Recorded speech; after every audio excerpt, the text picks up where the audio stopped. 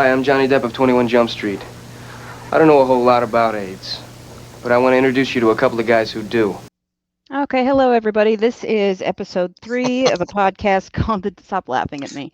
Of a Such. pod of a podcast called The Deeppening, and my name is Sarah, and I am joined Whoa, by whoa, whoa, whoa, whoa. He did it again. what? What goes first? What are you talking about? WINO Oh, forever. yeah. WINO Forever, the Deeppening podcast. I apologize. So, let me start over. My name is Sarah, and I am joined by the impossible arm.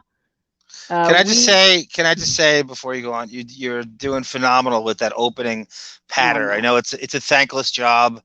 Monique does it on Radio Gunk, and it's she'll usually do like a a Rachel Maddow monologue after it. I'm just kidding. But you do it well, and it's a thankless job, and it's like being an offensive lineman for the Browns, opening holes for Dearness Johnson, Kareem Hunt, and Nick Chubb. I'm glad you're finally giving some props to the Cleveland Browns offensive line. It's well earned, and you need to do it more often. Well, if every single, I mean, I think you could run for 100, a buck 10, No. and that behind that line, right? Well, you You got love Batonio. the you love the pitch out to the right side, right? As That's the scouting report in you. as long as I have a Batonio and a Treader and a Wills, as long as they have my back, I'm good. I will Uh, score 60 points for your fantasy team as long as I've got that O-line protecting me. So my anyway, my scoring system, you will. exactly. That's why I love it. So when Baker, I'll get back to the business here. When Baker Mayfield can get me 70 points in fantasy, you've set it up, the best way you could. Anyway, And he should. He gets 70 points on. I'm thinking about having a charisma category. absolutely. Just however I want to issue points out to whoever has the most charisma that Yeah. week, and he wins every week. Get well soon, Baker, with your shattered shoulder. I miss you. Okay, so we're speaking of Radio Gunk. We are going to bring a little bit of that world into, not that we haven't already with you, but we're going to bring a little bit of that into this episode. We have, you're going to help me set this up here, but we have a phone call made 20 years ago, almost to the day, into That's the the Stern 20-year Show. anniversary. Yep. Mhm. We have a kind of an unknown guy named John Depp calling into the Howard Stern Show. You said it was October 19th? Yeah, he was an up and coming nobody at that point. He'd just Yeah. done Private Resort and Hotel and Lady Blue, and he needed the push. Yeah. This is 20 years. This is October 19th, 2001. It is the reason we did this first. It's the 20-year anniversary of really one of his best interviews he's ever done. Unfortunately, and this bummed me out, it's an audio interview. There was no, Howard had an e-show going at that point. And I think Sarah, you know the Stern Show pretty well. They had cameras going for the entire 4.5, 5 hours he was on, right? And they just Yes. would choose. I'm surprised, even though this is not a visual, that they didn't use this on the e-show. I'm surprised too because they did do, it was rare, but they did have, Julia Roberts. videos. No, Yeah. Clooney. No, somebody. Oh, shit, who Yeah. was it? It was a huge star. It was an A-list star, and it was enough for them to want to use the audio. I think it was Julia Roberts. Remember she called in about that auction She something? came in. She came in studio too. Yeah.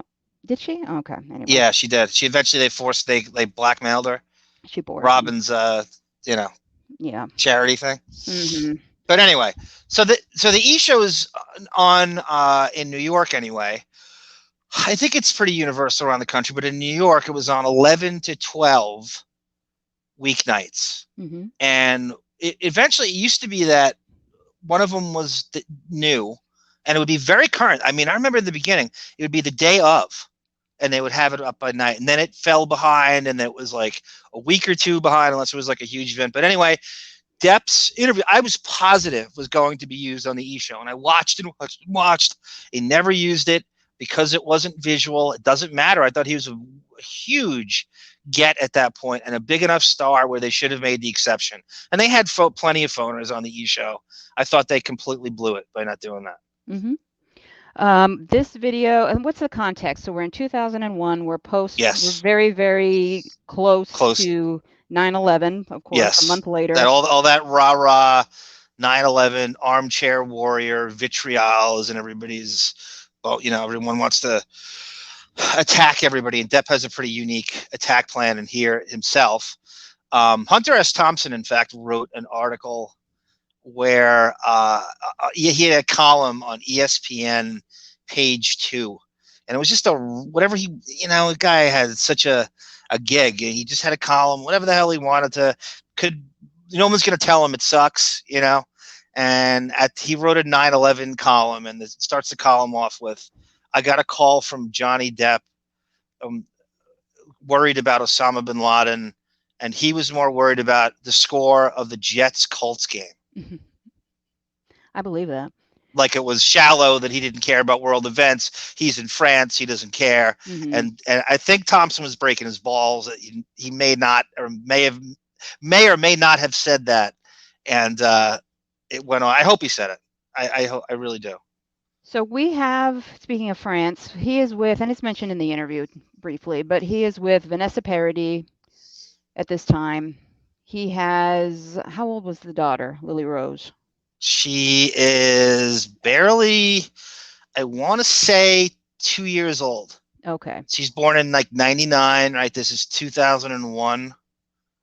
Okay. He'd been with Vanessa since Roman Polanski hooked him up, The Ninth Gate in 1998. And so, yeah, Lily Rose is about 2. Okay. So he is calling in to promote From Hell. From Hell, which you haven't seen. I know. I don't know why. Well, I told you to watch I it. know I don't why. think you need to see it per se for this, for what we're doing now. It's No, I will see you it can first. imagine it's a goth, old English hack and slash. It's kind of boring. Not my favorite film he's done. He's good at. He's fine in it.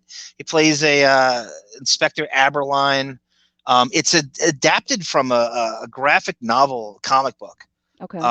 Guy named Alan Moore, who's a real dark comic book favorite, cult hero writes a lot of dark material. And he did this.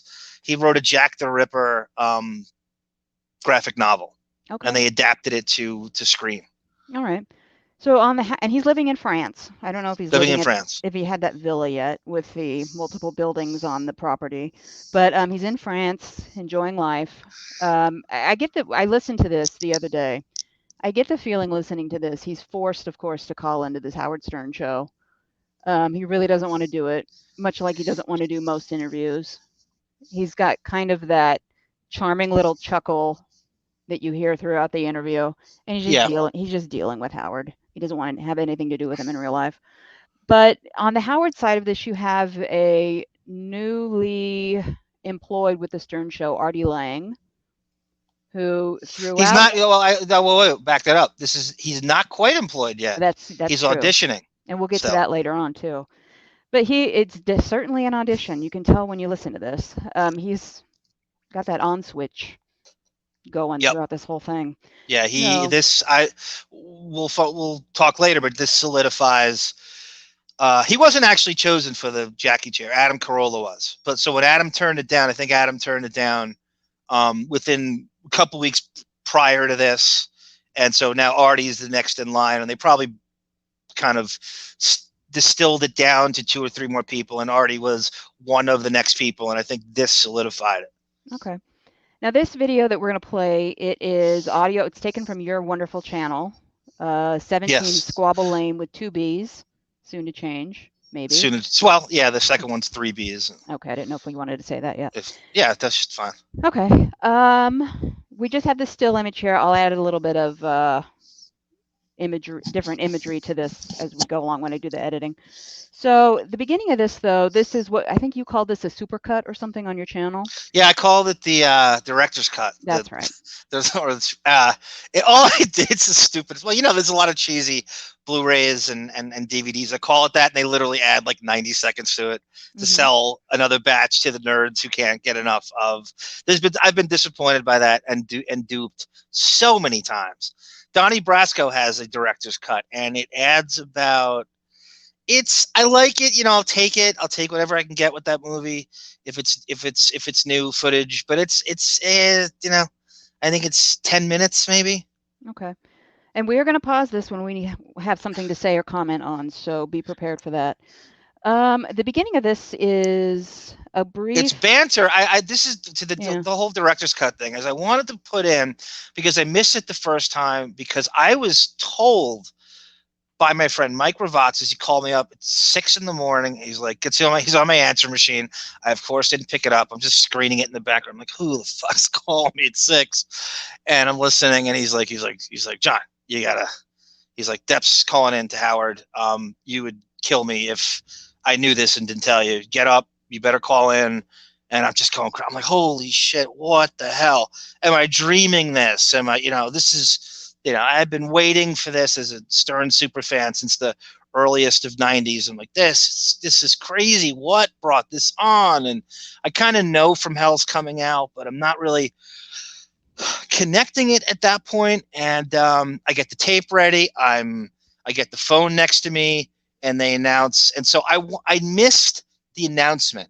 So when I went back and got the original audio, I wanted to hear Howard announce he was coming in, and I put that in the beginning of the interview and the banter before it, you know, which I had missed the first go around. Yeah, there's some very interesting Howard Ralph banter, not back and forth, but Howard tells the, in my opinion, disturbing story of spending time with Ralph while listening to the White Album, which is 90 minutes.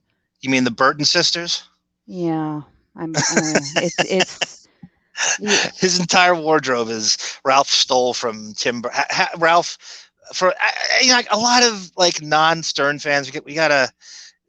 It's too inside baseball. We gotta like spell out. So Ralph Cirillo is Howard's gay or bisexual stylist. We all feel they are gay besties, and he dresses Howard. So at one point he decided that Howard was going to be basically a Tim Burton character, and Ralph was really going to dress him like a cross between Scissorhands and Wigglebod Crane from Sleepy Hollow. Mm-hmm. Ralph has been made over in Howard's image these last 20 years, you'd say.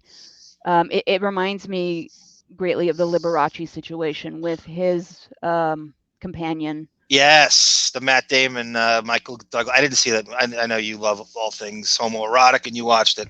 I didn't see it, but yeah, it was always Ralph wants to be Howard.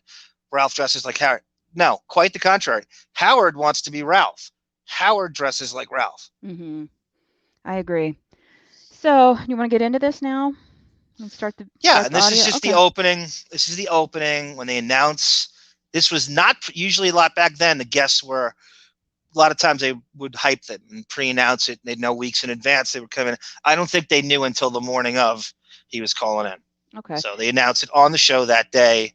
I believe like 10 after 6 Eastern time. Okay. If you want, when you want me to pause, just tell me to pause. Yeah. Okay. Or you. Feel free to pause it when you have a thought. Don't go by my self-indulgences. Okay. All right, here we go. Where you been? Oh, over there. Okay, good. Hey, we got a big show for you today, I guess. So we really do. We have a very big show. Artie Lange is here. Hey. All right. Also, a woman who won implants from us will show them to us, which is very important. We love before and after. Also, a woman who is going to wrestle on TV for the WWF this weekend. Her name is Stacy Keibler, and she's going to be one of those lingerie matches, which I find fascinating. Jade Barrymore will stop by. Jade is the mother of Drew, and she finally got to meet with her daughter. Sarah, can you pause it for a second? Mm-hmm. Anyone who listens to Howard now knows that he has trouble having one guest a show. If maybe in a week, his show's at most on 3 days a week. If he has one guest, it is crazy. He just announced 4 people there, and he hasn't even gotten to Depp. Mm-hmm. So it's like it's such a different show. Even then, it was just rocking and rolling back to back. Stacy Keibler, I don't know. She was Clooney's girlfriend. Is that She was, yeah, at the time. They were together for a bit. at that very time or later? No, I want to say later. So I don't Okay. think, but at this time she was like the phenom of the women's WWEF, whatever they called it. She back wasn't bull dykey. She's actually attractive. I don't know her that well. Yeah, she's a blonde. She's known for her butt and Okay. her long legs. Well, so are you. So are you. Okay. So That's what they say, and that's what my spies in Oregon tell me. Anyway. Okay. Going back to this too. This is some of the worst Howard. Like. No, by the way, now he announced Artie, right? Yeah. So when you're not an official member of the show, Mm-hmm. you have to be announced. So the rotating Jackie chair, he would say the name of who was sitting in that day, and that's the era we're at. Yeah. Artie gets the show. Artie gets the job a mere 2 weeks after this, or a week after this. Okay. I couldn't remember when he came in full time. I know 9/11 and this were pretty much, what got him the attention. He needed to get in the door. So, but anyway, this is some of the worst of Howard, like bringing in the women to judge their implants. Right. The lowest of brow guests at the lowest common denominator. And that tiring Jade Barrymore saga that went on and on and on. I thought he was done with her by then. That's surprising she was still coming in by 2001. Years. It was years, a good 10 years of that mess. Yeah. So he was fascinated with the drama between her and her loose-jawed daughter, Drew Barrymore. And God, I mean, all Howard did back then was take fucking ambushes on Drew Barrymore. We talked about the thing before about 9/11, how Howard went out on the concert for New York, and the first thing he did was throw Drew Barrymore under the bus for being scared to come to New York. Well, it was the weirdest thing. If he can't get, and this happened a few times, if he can't get to the celebrity, he goes after their parents, who are usually down on their luck. Yes. And just wanting attention because their kids have disowned them for probably stealing their money. But yeah, he went after Jade Barrymore, and you're so right. He loves nothing more. I mean, Schadenfreude is his biggest pastime, his favorite pastime. But nothing makes him happier than feuding parents and kids. That is so true. He loves that more. All right, let's resume here. Big reconciliation and her autobiography, not yours, Jade's autobiography. Jade, yes. I'm actually more interested in Jade's. She ain't bad looking. Yeah. We're going to be playing the gossip game with Devin Lane and two of her hot friends, which is very important. Sarah, that's 5 guests. It's 5 guys. It's crazy. I know. It's such a different show. I can't believe. How long has it been the way in its current form? 10 years? The crap fest? Yeah. Well, no. Yeah, I'd say when. I'd say the current form, like super bad, like where the show from 1 to 10 is like a 0.5, 1. I think that's about 5 years. 10 years ago, it was a little more. It still had some of the shades. Artie had left. It started to increasingly get worse from about 2010. It got shittier and shittier every year. But multiple guests on the same day is unheard of now. Yeah. It goes, back in 2005, I thought this is really just weakening on a daily basis. But now I would go back to that in a second. Oh, my God, yes. So, okay, let's go here. And Johnny Depp will be on the phone to us. For some reason, he has granted us an interview. A rare interview. Rare interview. He doesn't do a lot of interviews. I know. In the last 5 years, he's done Letterman once and maybe Leno once. Yeah. It's not true. Well, this is very rare. Sissy, can you pause it? Yep. That's not true. That's fucking lying sack of shit Gary trying to pretend Baba Booey, for anyone who knows him by that. Gary's pretending that he's only done 200. He had done Charlie Rose. He had done an MTV thing. He's done stuff. He did that Jonathan Ross interview. I can go on and on and on. And he's so full of shit. Mm-hmm. Gary needs to look good in the boss's eyes. Yes, so he's trying to embellish it. This is so rare that only they get him.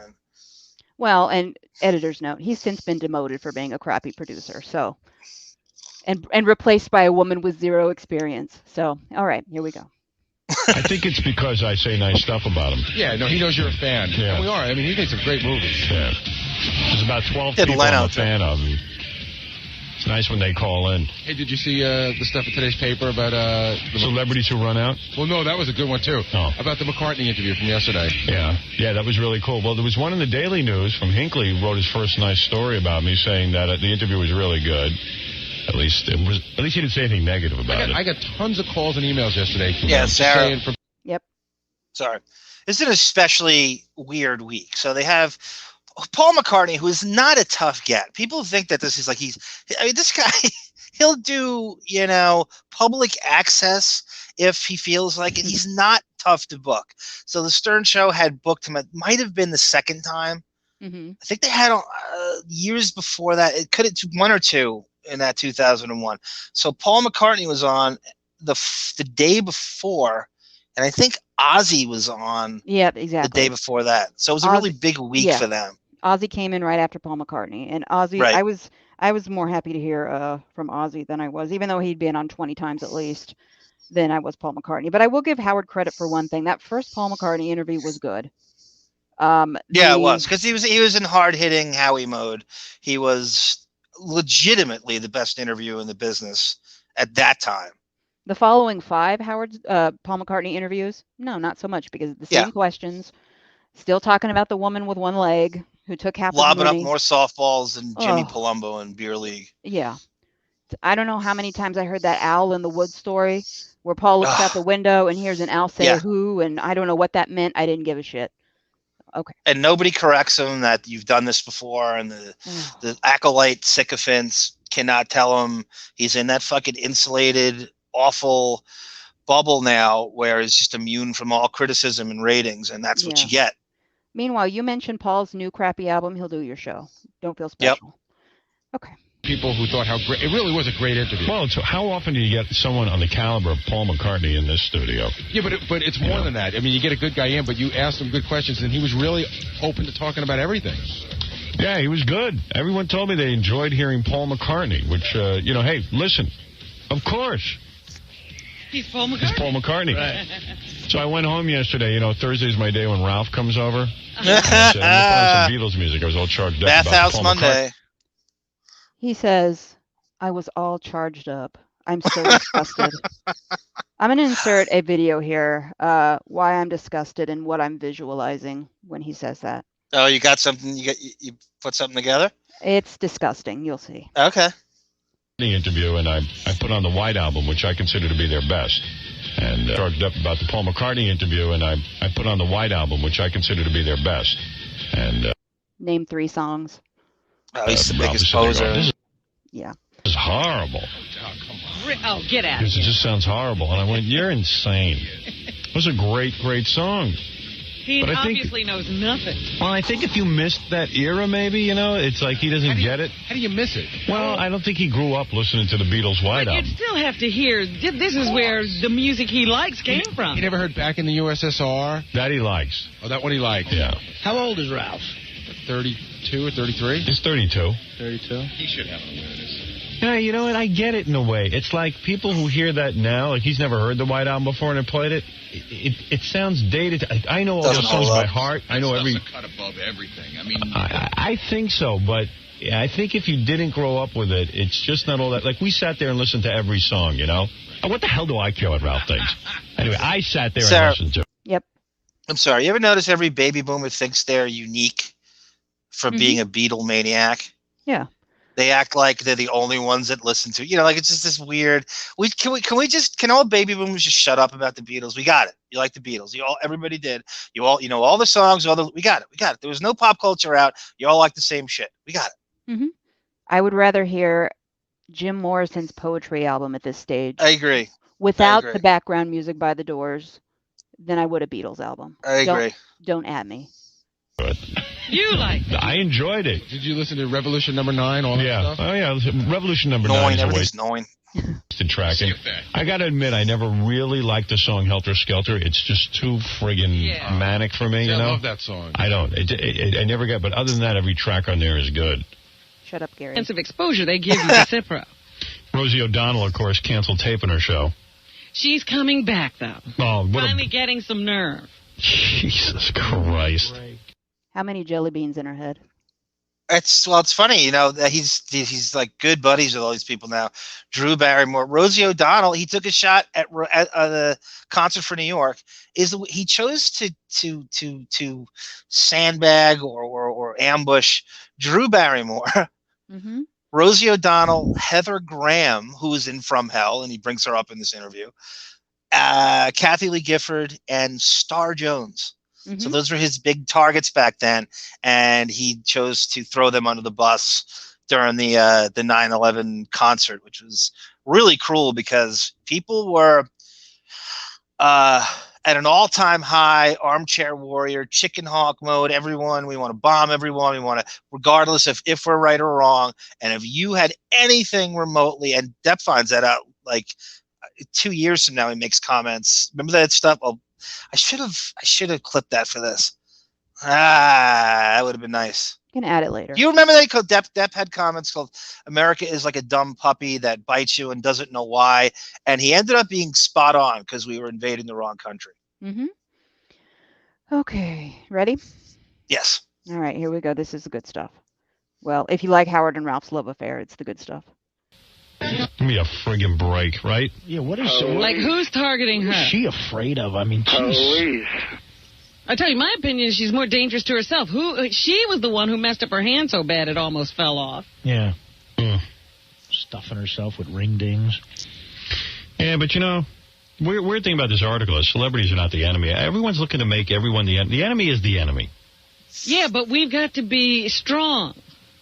And this cut and run attitude is not going to help the country get through that. Cool concert going on Saturday night at Madison Square Garden. Paul McCartney, Eric Clapton, David Bowie. Okay. It's just about that time.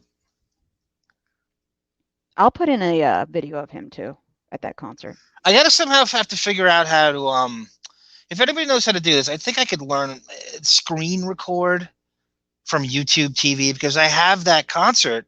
MTV Classic played it the other day. Mm-hmm. So I recorded it, but I only got like 75% of it. But I did get the part I was going for was Howard coming out in that stupid hazmat suit and doing his rah-rah bulls. The only time he's ever, and like I said, throwing those 5 under the bus during it. He followed the Rolling Stones, which is weird. And the chick from American Pie followed him. Mm-hmm. Julie Stiles. It's the standard Howard. He comes out in the Jesus pose, and they Messiah edit, pose, right? They edit a lot out of that. I noticed because I think I saw exactly what you saw off YouTube TV. Did they edit? Did they take stuff out? Pretty sure they cut off a good chunk of the end of his little speech. His little it was a weird, abrupt segue. Maybe you're right. It ended very strangely. He just vanished. And it goes right to Buckwald Julia made him Stiles. disappear. Yeah. Yep. Okay. They're all going to be raising money for the World Trade Center. Let's see who. They're going to have other celebrities. Like, I got asked to do this. Right, somebody had asked you to be there, right? They're still asking me to be here, but I think I'd be one of the guys who comes out and reads off the teleprompter. Well, you don't think you're going to sing. I'd rather sing with my band, really, to be honest. Kevin Spacey. Yeah, maybe I'll just sing Imagine. Kevin Spacey's a good friend. I know. That Me Too list you concocted of Howard's friends is brilliant. It's got all the sexual misconduct Me Too guys. Virtually everyone you've heard of is really good friends with. He no longer associates with. Yeah, he's such a lazy cunt with his. You live in New York. He's literally 10 streets away from where they shot this concert, and he can't make it. I don't know what I'm gonna do. And how much you want to bet? Buckwald wanted residuals from the airing of this. Wanted a back end. No, there's no way he does anything for free. No question at all. All right. Mind games. I feel funny going out in front of VH1 and Madison Square Garden reading something off a teleprompter. You don't even know what it was, though. Maybe it was the Lily Sobieski poem. I don't know. I don't even know what they want me to read. Hair system. And first of all, everything is written for him. Everything. He rarely is off the cuff, so don't give me that shit about you're uncomfortable reading off a teleprompter. Anytime there was some great talk show appearance by him in the 90s, it was written by Jackie Martling. Exactly. And he's really worried. You know what he's really worried about? Yeah. Vanity. He just got the hair system. You see it. He's got the weird part that you could see scalp if anyone watches this, you could see it's this weird ass hairline. There's no way that's not some kind of fucking, I think that's when the hair system really first started and it looks really strange. He's worried about vanity. Everything with that guy's vanity. He had to remove that Party City hazmat suit helmet or hood. And it messed up the perfect alignment of the the perfectly placed follicles on his head. Yes, follicles. As Bill O'Reilly said, every follicle is manufactured. Yeah, that's what it is. A lot of money in that wig. Because is it supposed to be like my words?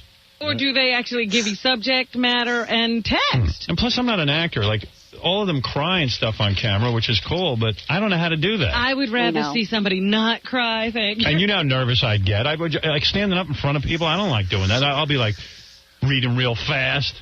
Oh, get out. Messing up the words. Go off script anyway. Just say whatever you want. But you Sarah, know how... Can you pause for a second? Mm-hmm. Howard used to do this thing, is masterful at it.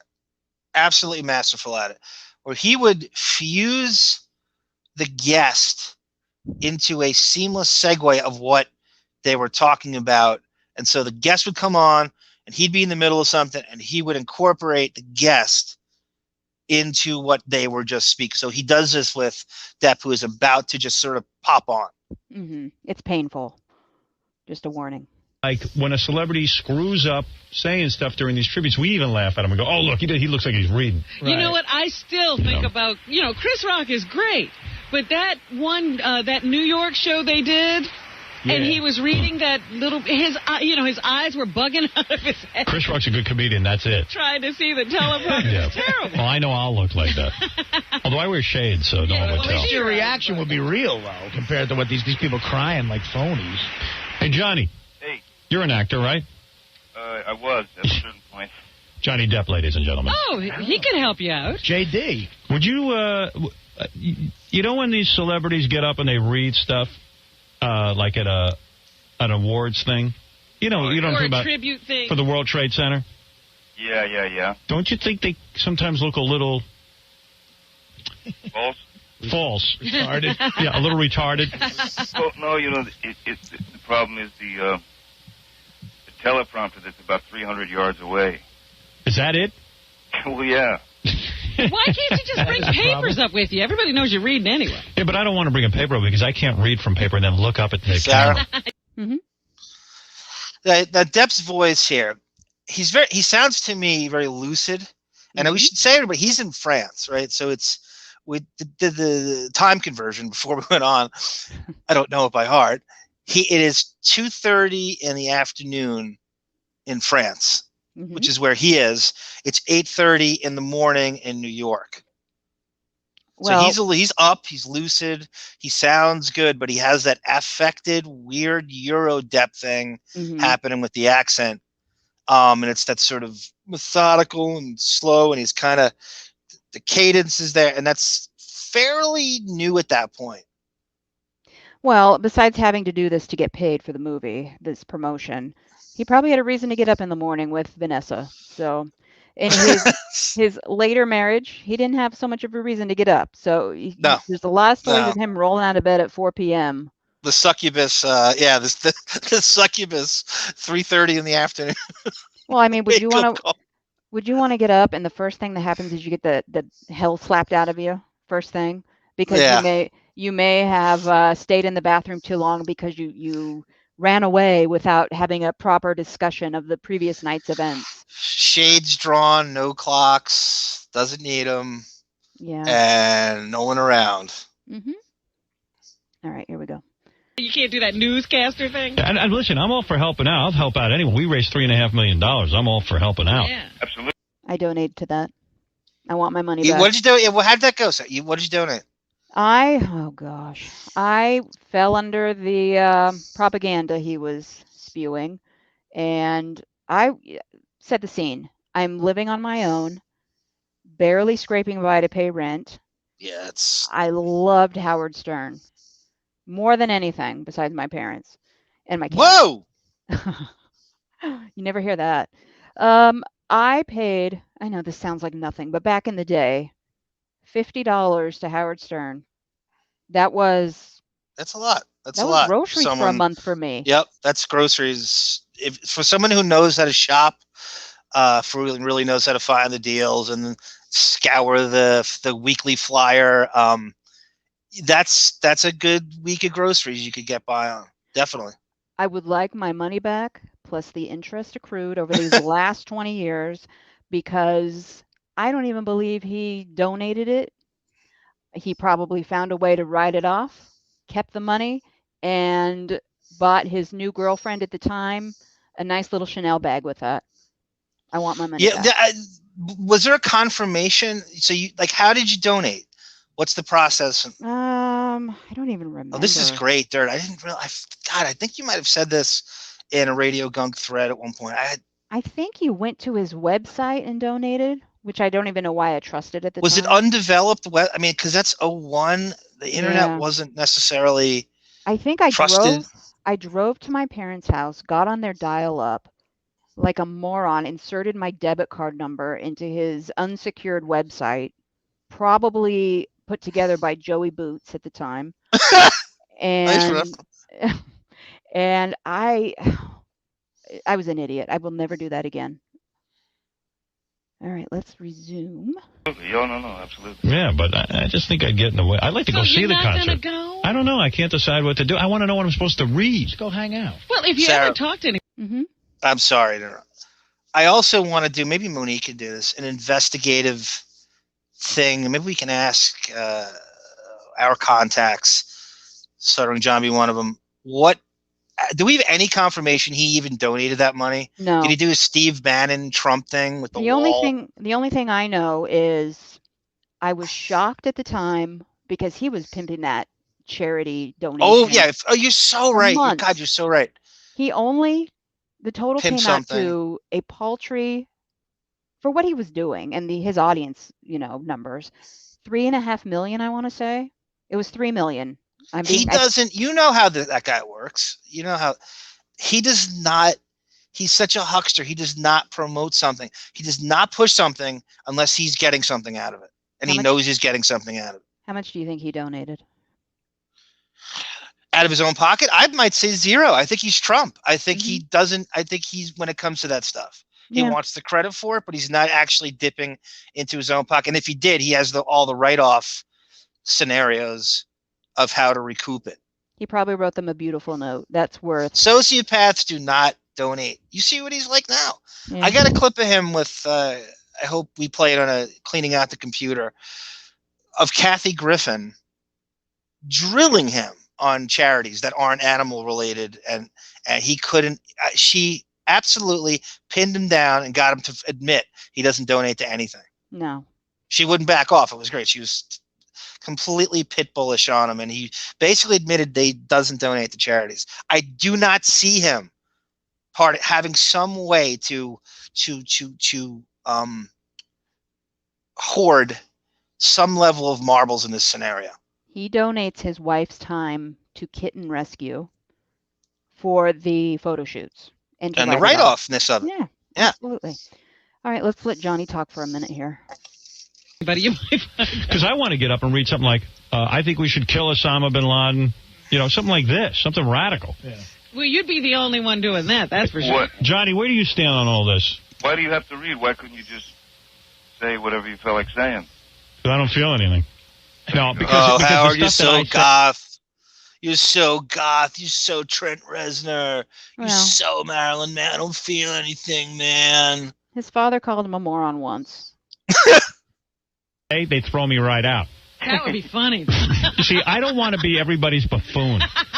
I don't want to be the guy that gets up there and then they go, oh, it's disgusting, and they throw me up. Gilbert Gottfried at the Emmys that one year. Yeah, I just know whatever I say will be misconstrued. Like, I once did a telethon. The only thing I can think of like this, I once did a telethon early on in my career. Easter Seals. And I got up there, and I got in the wheelchair, and I started rolling myself around in it, and I go, hey, this thing's pretty comfortable. I like it. And I was like, I thought I was being cute. That's cute. They threw me right out. He really said he got in the wheelchair. But it's about crippled children. He got in the wheelchair. Said, this isn't so bad. Did you really think? I go, I'm sick of walking around all the Did you time. really think critics would go, "Oh, Howard did a cute thing"? I just end up screwing it up. You know what I mean? And it's a serious cause. I mean, I'm all for raising money for. Everyone knows that. I mean, God knows I'm as angry as anybody. But and one would think you could forget yourself for a moment. Yeah, please. What would you do, Johnny? Are you going to do any of these? I'm not going to be here. You know, You've abandoned the country. Yeah. What do? You live in There's a moment. France. Okay. abandoned the country 3 years ago. Don't the French hate Americans, though, Johnny? No, I mean, to be specific, Parisians have a slight problem with Americans every now and again. But I understand. Aren't they French? At this point, Parisians have been walking around with I Love New York T-shirts on. Oh, yeah, right. Yeah, they have. It's a bunch of crap. Yeah, don't buy it. You don't believe it. Just as soon as we ask them if we can fly over to airspace, they get pissed. What's your take on all this? On everything that's happened? Yeah. Yeah, who do you want to kill? I mean, it's the weirdest thing. Sarah, we're at a very, very tread carefully with your comments mode at that point. You know, do you look like some insane chicken hawk? Do you say, hey, let's think this out before we go bombing everybody? And Howard is the king of all pelican hawks. That was always banging the war drums back then. That he would never fight, and related to him would ever fight or volunteer. And so it's very, very, you could at this time, in this 2-3 month period, perhaps a little more, you could be a war hawk, and it was very, very encouraged. Well, the man with not a callus on his hands wants to go to war and kill everybody. Villages of women and children, nobody's safe. Can't cut his parents' lawn when he's a kid, but he wants to go to war. No, the little prince. In the world, it's the most devastating, atrocious thing ever. It's the worst. I mean, because you strike me as like one of those pacifist dudes. I don't know why. Here's what listen. I wouldn't say I'm a pacifist, but what I think they should do immediately, if not sooner, is create about 300 million gallons of liquid LSD, 25, and saturate Afghanistan at this point. You get that from Thompson. Now, what would that accomplish? Well, at that point, because... You can pause it, Sarah. No, you had a good point. You're about to say that's a Hunter S. Thompson inspired idea. I think... Now, it's funny you say that, because I found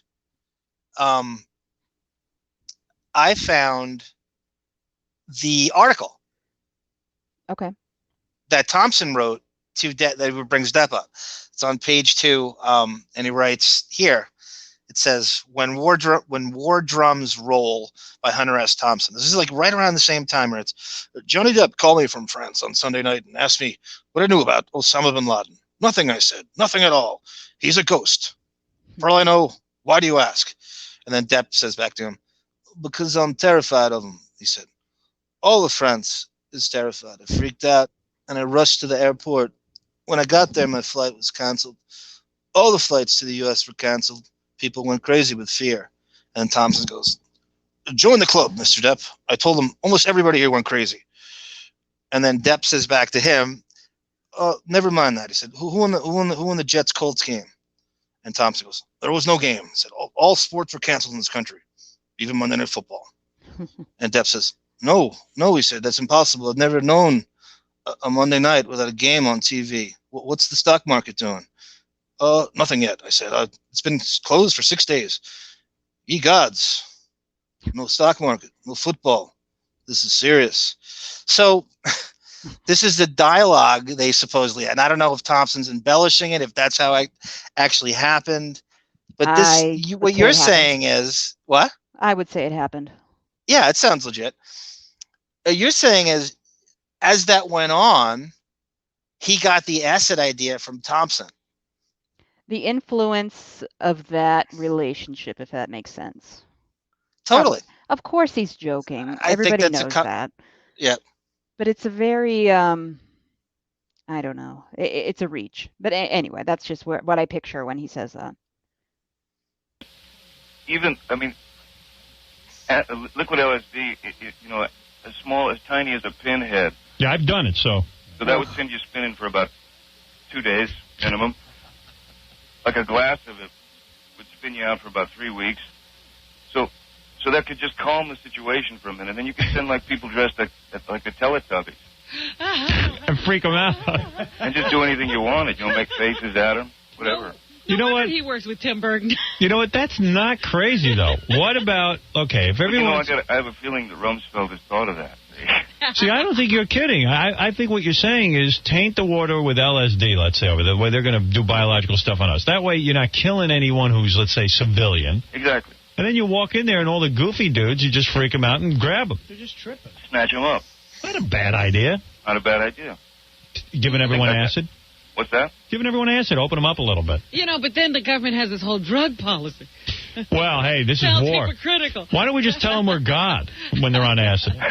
And then they'll understand everything. Yeah. Or just, project some weird film or something for them. I can't see you living in France. You see, here's a guy. Why did he leave? Why did you leave America? Initially I left America to go into a film and then, fell in love, had a baby, and that was it. You married now? No. No. Well, not officially. You don't believe in marriage, right? Oh, it's not a bad thing. Sorry, Mm-hmm. But we should say, I think I mentioned in the beginning, so that film is The Ninth Gate. It didn't do too well. It was a theatrical release. It was directed by Roman Polanski, who will be thrown in his face during the trial in May, I'm sure, as a contact of his to try to, on Succubus's side, to try to amplify some, abuse or statutory rape connection. They're going to throw that Polanski thing in his face. Yeah, she's grasping right now. She released a transcript today of apparently a text message conversation between the two of them, and apparently one of her friends transcribed it and left out punctuation that changes the entire meaning of what was said. I got to research it more, but it was interesting today. Wait until my daughter was old enough to sort of participate. Yeah, walk you down the aisle. No, your problem is this. You're so friggin' good looking. I don't know a girl who... Remember poor Kate Moss? She almost did herself in when he left. Yeah, I mean, no girl has ever tried to kill herself over me. You know that. I can't even get girls... And here's one of the most beautiful girls in the world. Yeah. And she can't live without him. I know you don't want to see anyone kill themselves over you, but you got to feel good on some level when chicks are ready to kill themselves over you. I would love that. I mean, God almighty. How cool is There's that? no way you could ever be married because you just have too many opportunities. And you owe it to the women. Yeah. Although, I got to tell you, I interviewed Paul McCartney yesterday, and the dude is seriously... He married Linda 30 years, and now Linda dies. He's right back in a serious relationship, getting married again. You getting hitched again? Yeah, I mean, what an amazing guy. Could you ever be satisfied with one woman like that? No. Hello? Hello, Johnny. Yeah, I'm Sarah. here. Mm-hmm. The probing of the relationship, the Kate Moss suicide line. So let's do a timeline. With Kate Moss, he breaks up with her 97, right? So there's this weird small window where he's single. And I think it's when he's doing Fear and Loathing in Las Vegas. He has the Ellen Barkin affair. I don't even want to call it an affair, just a tryst, because I think she was single. It's the only cougar I'd known of that time that he was someone older than him is unheard of for him to have any kind of tryst with at all. So she had a cameo in Fear and Loathing, and they had a tryst during that, and it didn't end well, as you know from the transcripts and the Ellen Barkin testimony. Yeah. So he was single for about a year. Kate Moss was before that, Winona Ryder before that, and he finds Vanessa in 98. Okay. And that level of questioning, that line of questioning, Howard will never spit today. That kind of kamikaze, really probing the relationship, rude questions that only he could get away with. He has abandoned that whole thing now. Of If course. he gets someone on Depp's weight class now, you'll never, ever hear anything salacious like that, hard-hitting. He only goes as deep as asking, "Were you jealous of your father?" And that's it. Then he Father cuts it off. hunger issues. Isn't it romantic working on a movie set? Do you fall in love with your co-star? And then he'll equate a movie he did. Private Parts is how old now? 24 years. His experience on Private Parts with everybody's experience. Oh, that's coming up. Spoiled it is. That's coming up. Ugh. Okay. Here. Could you? No, I was just pondering it. Yeah, no, no. Could you ever be satisfied with one woman like that? Yeah. That's not true. You don't cheat. I'm no cheater. You aren't. No, he tells the broads it's over. Right. Oh, you mean when he wants to leave, he just goes. Yeah, you've even said in terms of marriage, don't stay. If you start having desires to be with another person, don't even fight it. Just go do it, right? Well, I mean, if you think about it and it starts to rot your brain, I mean, you may as well just go out and hit the streets, so to speak. Somehow I You think. reckon? Yeah, I agree, because otherwise it's just going to get ruined anyway. Well, yeah, you just got to tell them, if something's gone sideways, and we got to. I'll be back later. So when you told Kate Moss this, what happened? What'd she do? Did she just jump out a window or something? Oh. That's so great. God, I'd love to be you. You're the coolest. Sarah, You're the cool. Mm-hmm. when's the last time you heard from Kate Moss? Anything on her? Did she act at all? Is it? Last time I even heard her name was she gave a statement, I believe, for the UK trial. Saying, Oh, okay. She had testimony, I believe so. and she had a deposition. Yeah. Oh, remember Amber Heard said that, Succubus said that he had pushed Kate Moss down the stairs. Yes. I believe Kate Moss had to make a statement via deposition saying that never happened. Well, Depp got caught lying too, many times, and he had that whole weird thing when he was talking about the relationship and the hotel thing, and he was like, he mentions that. I had a bad day. We got into an art, and he makes up this ridiculous. It's not even.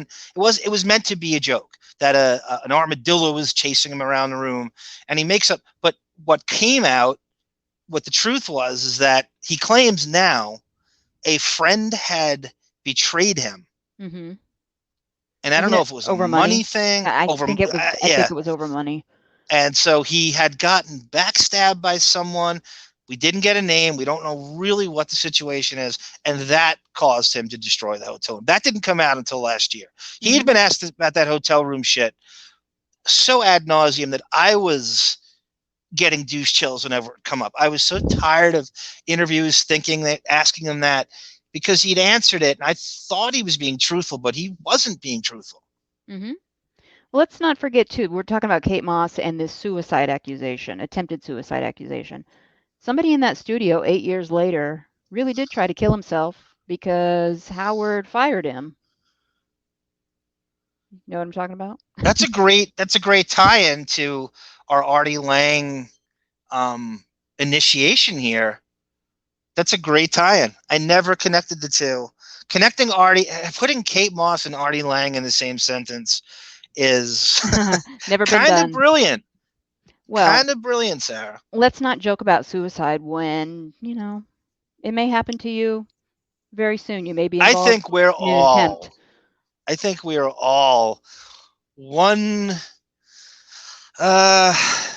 prop gun accident on a Western movie away from contemplating suicide. Couldn't have happened to. Never mind. I'll leave it there.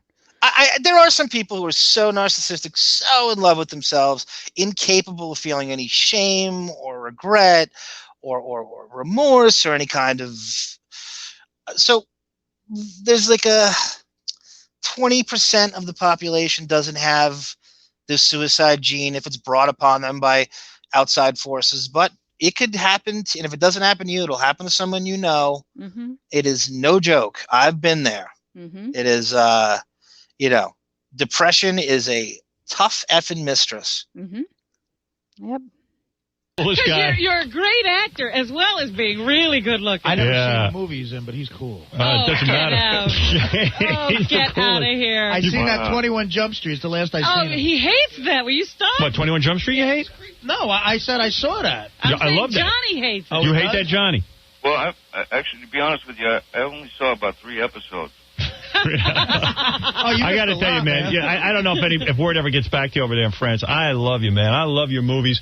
I saw you saw his new movie. Yeah, you guys were all there the other day. We went to see From Hell. We loved it. Oh, good. You guys saw it? Loved it. Beautiful movie. It's tough. I mean, it's it's Jack the Ripper. I love all Jack the Rippers. Mm-hmm. So this is when the show was getting consistent screeners of these movies. And what would happen was they would see he would take they would have a movie theater, right? Commandeered, and they would go to a theater and there'd be like, a dozen people from the show, and they would see the movie they were promoting. He wasn't getting videotapes at that point, was he? That only happened with the DVD generation, or? No, I believe he was getting. Oh, I don't know. DVDs were not super duper mainstream at that point, and he was singing Depp's praise. I remember vividly. I remember he would come on, and Howard was turning into he loved Below. I remember he did a 15-minute monologue on how much he loved Below and Sleepy Hollow, and so he was singing Depp's praises a lot. And I thought it was and I remember thinking the day will come when they'll do that, and that does those compliments they have a lot of mutual friends, and do those compliments get back to him? They don't mention the mutual friends, but it's his agent Tracy Jacobs had some fucking tie-in to Howard. She represented someone. I think she's that mentioned he was here too. Yeah, she comes up in the Marilyn Manson was a mutual. That Depp had been friends with Manson a lot through the 90s. Manson had done the Stern show, I think, 2 or 3 times by that point. And those are 2. I think there's people we don't know. There's publicists and weird PR people that represent both of them that might have made that happen. But it's a strange booking at that time. When I just texted Casey Armstrong, not to name drop, Yes, and I asked him, how did you book him? Because Casey was working on the show as a associate producer, or one of the producers. He had to be involved in the booking process at some point, and he doesn't remember. Okay. It was a phoner, and you can't remember everything. He doesn't recall. Of course. I tried to see if there was a tie-in, and he doesn't recall. Okay. Stuff. I'm really into him. Johnny plays a detective who, figures out what's going on with Jack the Ripper and who's doing this thing. Lately, he's been in a period detective mode. Yeah. Yeah. You should go back to that. Hollow to this. Yeah, this is the bleak period. Yeah. And every friggin' broad I meet goes, "Oh, Johnny's so great. Johnny's choices in film are so..." And I go, you know what? That's all right. He's taking work. No, he's not. He turns down work. What have you do you turn down like really good, like commercial big movies on purpose? Well, I mean, there's been a couple of just sort of come through, and it just, Sarah, Mm-hmm. okay, there's 2 big things about to happen here. This is one of the big moments in the scene. And I think today this would get a lot more traction, would be a very trending thing on Twitter. The 21 Jump Street little blurb there, I wanted more on that, and Howard glossed over it. And so Gary tries to bring it back later, and they shush him out of the studio. But I wanted more on the Jump Street stuff. I didn't think they spent enough time. It was like, 20 seconds, and they didn't cover it enough. Howard thinks he did. He didn't cover it enough. So now get ready. There's a huge. Now, you knew, like, in the beginning, before he goes into the movie turn down thing, Depp's one of his hip, renegade, artistic maverick reputations was he was turning down a lot of big films that Tom Cruise and Brad Pitt and Keanu Reeves had taken or didn't take at some point. So it's stuff you hear the names over and over again. It was like, I remember Dracula, Interview with a Vampire, Point Break, anything Brad Pitt did, Thelma and Louise, Johnny Suede, Mr. and Mrs. Smith. Oh, that came out later than Speed. I found out Depp turned down The Matrix from the Wachowski brothers. So anything those guys were doing, he was kind of in the running to. And oddly, Tom Cruise got offered Scissorhands before he did, and passed on it because he didn't quite get it, or there was some weird thing in the script he wanted control over. They wouldn't grant him. Depp took Scissorhands, and the rest is history. But Depp was notorious for turning down these very mainstream films, and that solidified. So one we didn't know about gets dropped here, and it would be huge news today. Didn't seem like the right thing, that Like what? Speed was tainted somehow. Like, what's the biggest movie you ever turned down because you thought it was just lame? Well, it would be unfair of me to say No, it wouldn't. what I turned. But I'll tell you, I'll put it this way. I read about. I labored through about 15 pages of Titanic. It's a horrible movie. Can you picture him floating on the door at the end? I was just doing that. Yeah. I'll tell you what. He has an ability. One of his great strengths is the charisma and the ability to make a corny film look not so corny. And I do see him. Leonardo DiCaprio gives me douche chills in everything where he's not a kid. I cannot deal with him. He looks ridiculous when he plays a tough guy. I think he's the most overrated actor in Hollywood. I agree. And in Titanic, he wasn't good. He just was in this huge movie, and he's wearing, like Ralph Lauren suspenders and stuff. It's supposed to be 1912, whatever it was. And the character of Jack in that movie, I don't know what his age was supposed to be, but I can see Depp giving that movie a little bit of a hipness. Yeah. To it, and I do think he would have been way more believable, and that innate charisma he has might have made me like that movie. I actually walked out on the movie. I can't picture him dancing in that ballroom scene. I'm sorry. No. All right, here we go. And I was sweating, and it was horrible. I mean, I couldn't get through it. So you knew it was horrible, but you probably see yourself, hey, he's a great director. I know this is going to be big. I don't care. I'm not going to do it. You knew it was going to. I mean, I knew that Titanic would be massive. But then you wind up in the astronaut's wife. Yeah. How'd that happen? Hey, it seemed like a good idea at the time. It'd be cool if Johnny Depp had Revenge of the Nerds. You know what I mean? Yeah. Yeah, I'm okay. Sarah, Mm-hmm. you ever see The Astronaut's Wife? No. Another one. You gotta watch these. There's a string of movies that bombed in the late '90s, and it seemed, like you said, it seemed like a good idea at the time. If you read the screenplay, he's good in it, but he plays an astronaut, and Charlize Theron, and he gets possessed, and he goes on a mission, and an alien climbs inside of him. It's definitely watchable. Okay. Because he's so watchable and likable, but it's one of those things that gets panned. You did not? Did you see Finding Neverland? Should I answer that? No, don't answer. He has way better chemistry with Kate Winslet than DiCaprio does. I see that. Yeah, I can Easily. picture that. Yeah, easily. It's the Peter Pan movie. And before I hear about it, I also haven't seen Mordecai. I don't care. I won't. Don't. Good. No, we're gonna have to, for purposes of this podcast. We're gonna have to watch it. I will go into it with fresh eyes. I will not prejudge it. No. We'll watch Austin Powers first when we did it the first time. I mean, it's very, very very Pink Panther meets Austin Powers. It's just something that just is dated. It's something that people don't want. Apparently, he turned down Budapest Hotel, the Grand Budapest Hotel, to do that, and it's his production. It's his baby, that movie. It's his production company. He insisted on getting it made. Tracy Jacobs tried to talk him out of it. She hated it. Probably one of the reasons of their split, and she was right. And Grand Budapest Hotel went on to be is a Wes Anderson movie, very successful. Not that awards mean everything, but it was Bill Murray was in it. It's a bad move turning that down. Mm-hmm.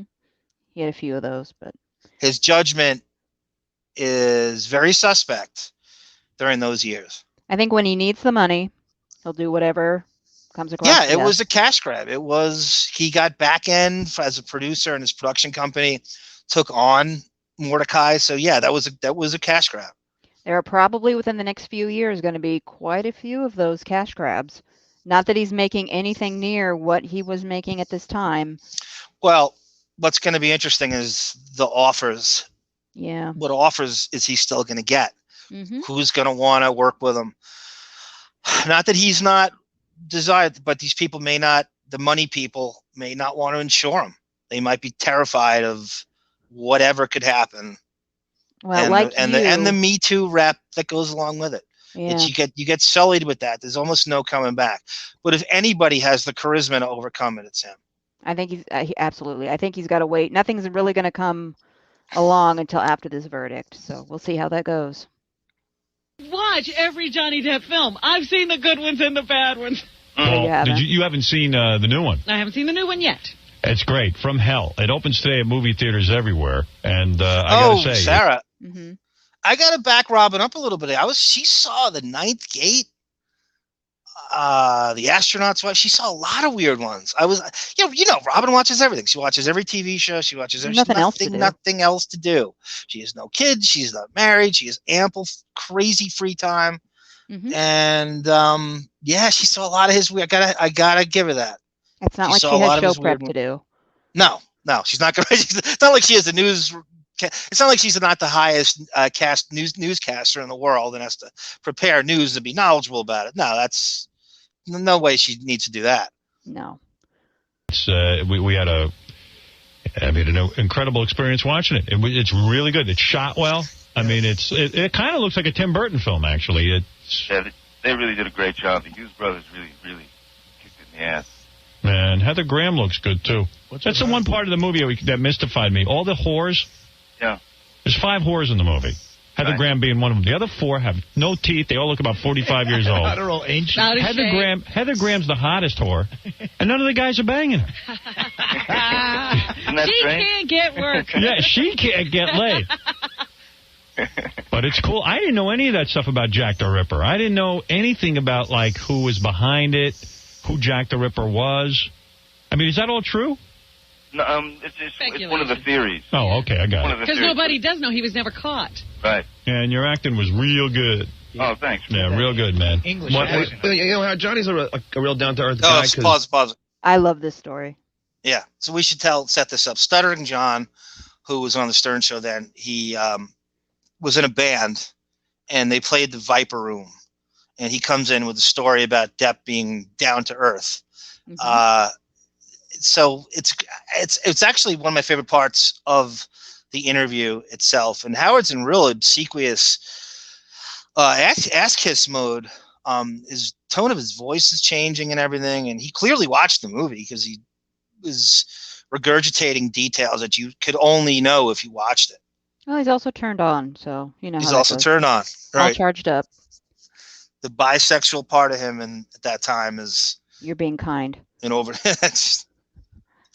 Ready? Mm-hmm. Okay.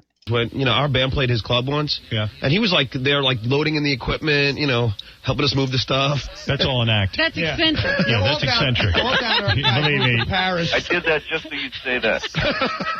What a life you're having, though. I mean, when I think about you hear what Artie said? No.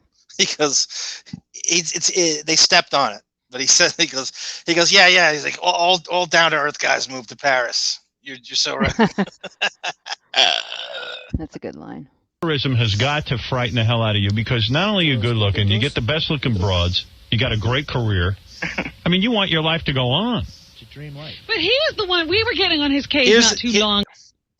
That's a foreshadowing of Howard and COVID in Castle Gayskull. He's terrified of COVID, and he's hiding in his mansion. It's a really weird foreshadowing of what he's currently doing right now. Mm-hmm. You think he's tortured? Go ahead. No, okay.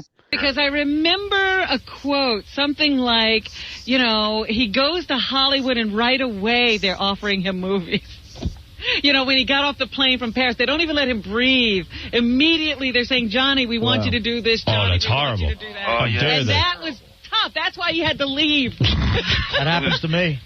Artie was in strange, though. I mean, to get off a plane and within 45 minutes, have two separate people pitch you, stories about God knows what. What's your story? Do you have formal training or something? Sarah. Mm-hmm. So Robin brings up something pretty good there. It's an adulating but hard-hitting interview at the same time. A perfect style of interview with a guy like him. Robin says something pretty good there. Robin says, poor you. You and your band moved to California, and within months, you are co-starring in the greatest horror film of all time as your first role. Now, she didn't say it like that, but that's what happens. I mean, he's in Nightmare on Elm Street within months of getting to Hollywood and sort of knocking around. He meets Nicolas Cage, and we all know the biography there. But yeah, you do not do that. You do not get up. You know how many fucking waiters and bartenders and people work in retail that, go on 15, 20 years, and it's not merit-based, and the talent doesn't rise in the end, and a lot of it is luck. In his case, it's probably preparation meets luck meets charisma meets whatever, but it doesn't happen like that. I think we talked about it in the first episode. He had that look as a young man that middle-aged Hollywood producers you're so insistent that the gay mafia had his sense the second he came in from Miramar. You're the David Geffen mafia. There are stories about the producer director of his first movie. So, well, Scott Rudin's in love with him. Scott Rudin's a gay producer. Oh, who's in a lot of the Tim Burton movies. He's smitten with him. Yeah, his Instagram's interesting. You're on Scott Rudin's Instagram? I think you referred me. Oh my God! Is there anyone ago. you won't follow? Scott Rudin's. You got to show me that. Okay. Scott Rudin's Instagram. Okay. Training in what arena? Acting. Handling checks. In interviews. Yeah. God, how much did he sound like Thompson? When I first moved, Sarah, how much did he sound like Thompson right there? No, absolutely. He goes, "Are you skilled?" He goes, "In what arena?" That's so Hunter. You can feel Bill Murray. I told you that. Bill Murray warned him. You better do something because Thompson's essence is never going to leave you. You could just hear it. It's oozing out of him during this. Well, as a friend too, he's also easily influenced, as we have discussed privately. He's easily influenced by his friend of the moment, Keith Richards, right? Yep. Marlon Brando. Get into Thompson. that in a later episode. Yep. Got to Los Angeles way back in '83. I was a musician. Same I did that for cadence. years. And then started. I gotta say, I apologize for pausing. He has, and I didn't even just hear one, but it's sprinkled throughout this interview. He has, as a broad, I got to bring that in here for a second. He has the greatest nervous chuckle. It is so endearing. Yeah, it's very genuine, right? It's very authentic laugh. He doesn't want to be on the phone, but he's a good sport about it. He puts up with their crap. He's got to hear about this Private Parts movie coming up.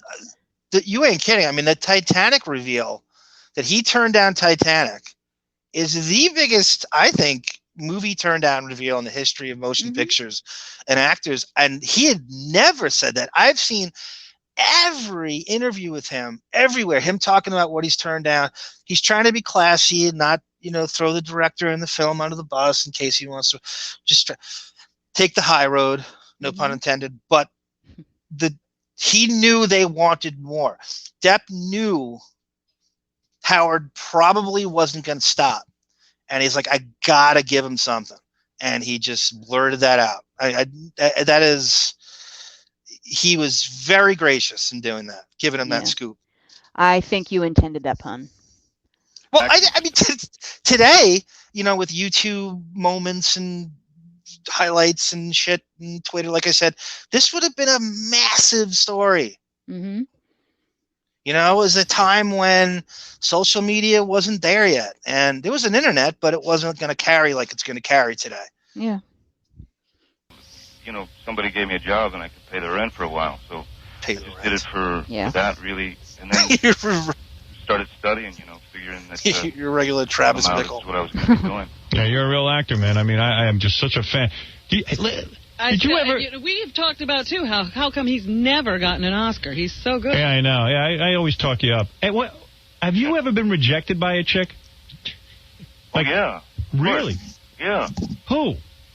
Like, what chick is like? Has there ever been anyone that we would know that like said, you know what, Johnny? Blew you off. Yeah. It wasn't me. Well, we know one. We know one. Yeah. I thought he was bullshitting here, but this is like a long time ago. We know one. How do you say her name? Garcelle Beauvoir? Beauvoir or something. She's on The Real Housewives of Beverly Hills. So for anyone who doesn't know, there was some reveal a few months ago that she, I caught this on YouTube, and you watched the show. So I don't know. No. She didn't bring it up on the I show, haven't watched it since she's been on, but women are hateable.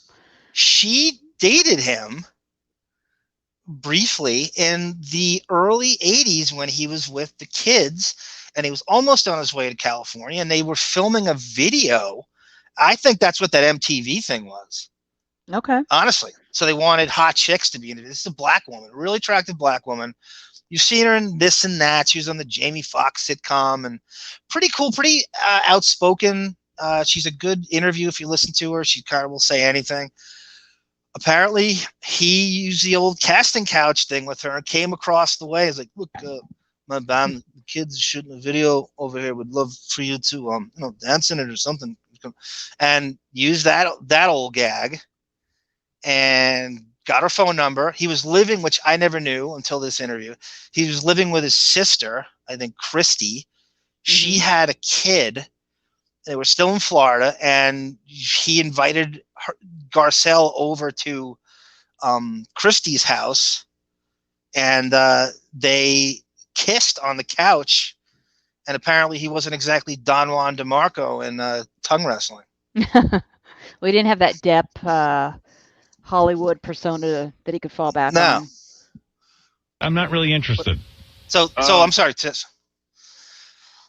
So Garcelle, I guess, turned him down. Like, that was the end of it. She implies at the end of this that, thanks, but no thanks. Mm-hmm. And that's the only time I know of him being turned down.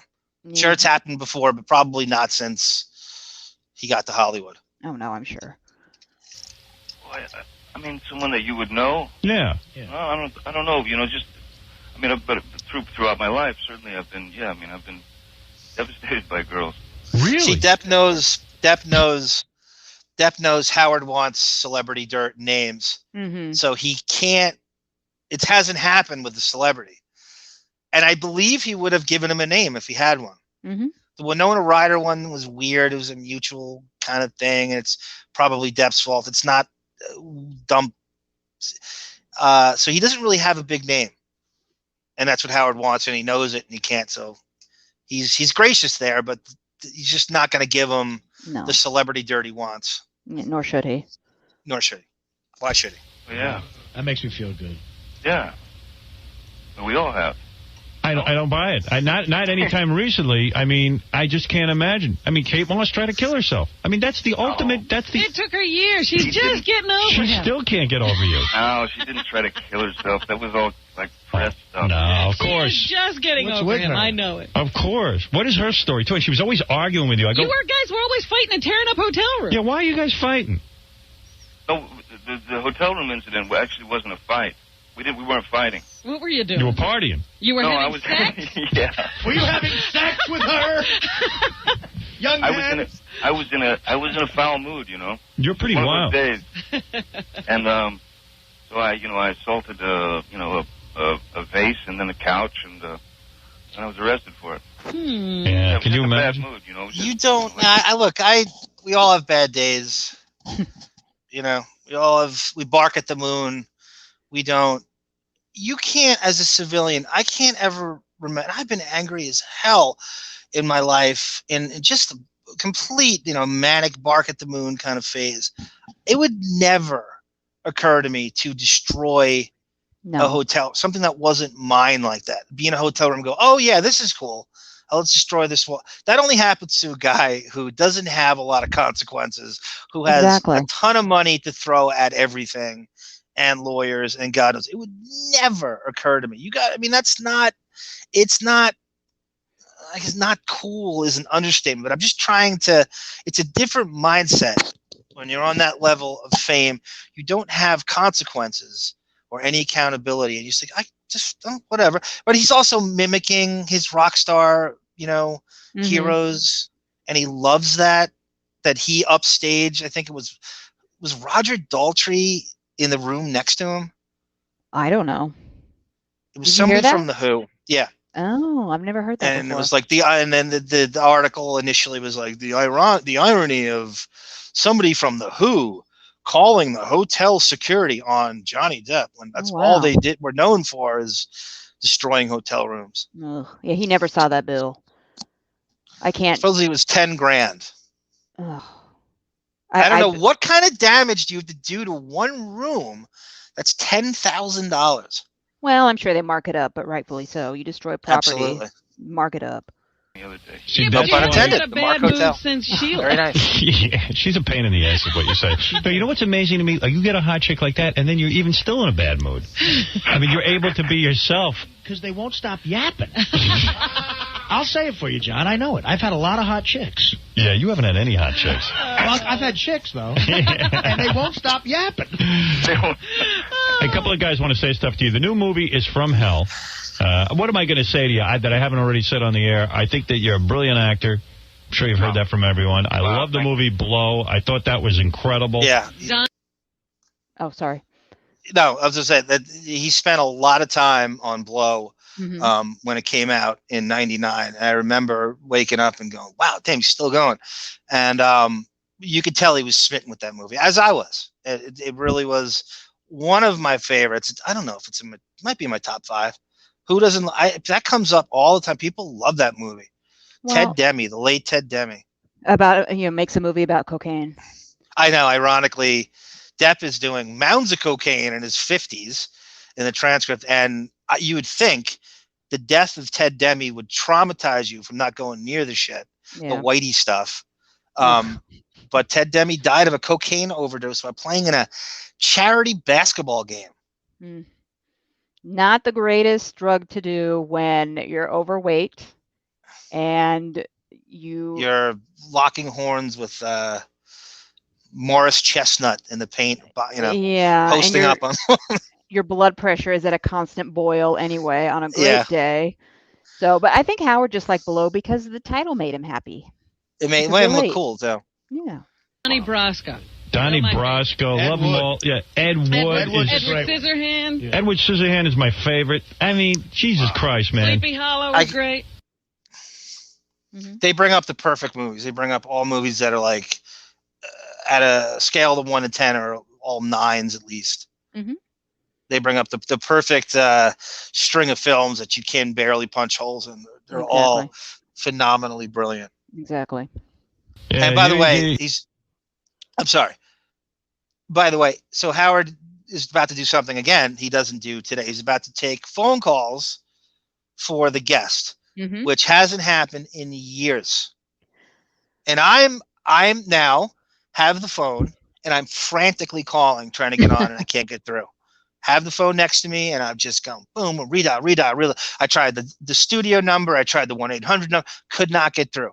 Could not. It was I'm like, I'm never going to get this chance again. And I haven't. There has not been another opportunity to do this since. Would you have whipped out your Depp impersonation on the phone with him? I don't know. No, I didn't have it back then. I don't know what I would have done. I don't know. I think I would. I remember having something written down. I remember having some angle I was going for, and I had some dirt they hadn't mentioned, and I honestly forget what my comments were going to be. That would have been the ultimate for you. Yeah, I know. It would have been crazy. Maybe someday. You're something else, and you know what? Hey, what the hell? Who deserves broads more than Johnny Depp? I don't think anybody. Yeah. Do you have to ever work for a girl's affection? Still going on. You have to work for a girl's affection? Yeah, I mean, this is where Howard belabors. This is where he beats up with Depp. Which girl you with now? Yeah, like, Look, I'm an old man now. I'm an old married man now. No, you're not. You're 38 years old. That's nothing. Yeah, I'm 20 years. I got a kid and stuff. I go to bed like 9:30 at night. Let me understand something. So you 9:30 meet this a.m. broad that you're with now, the one you knocked up.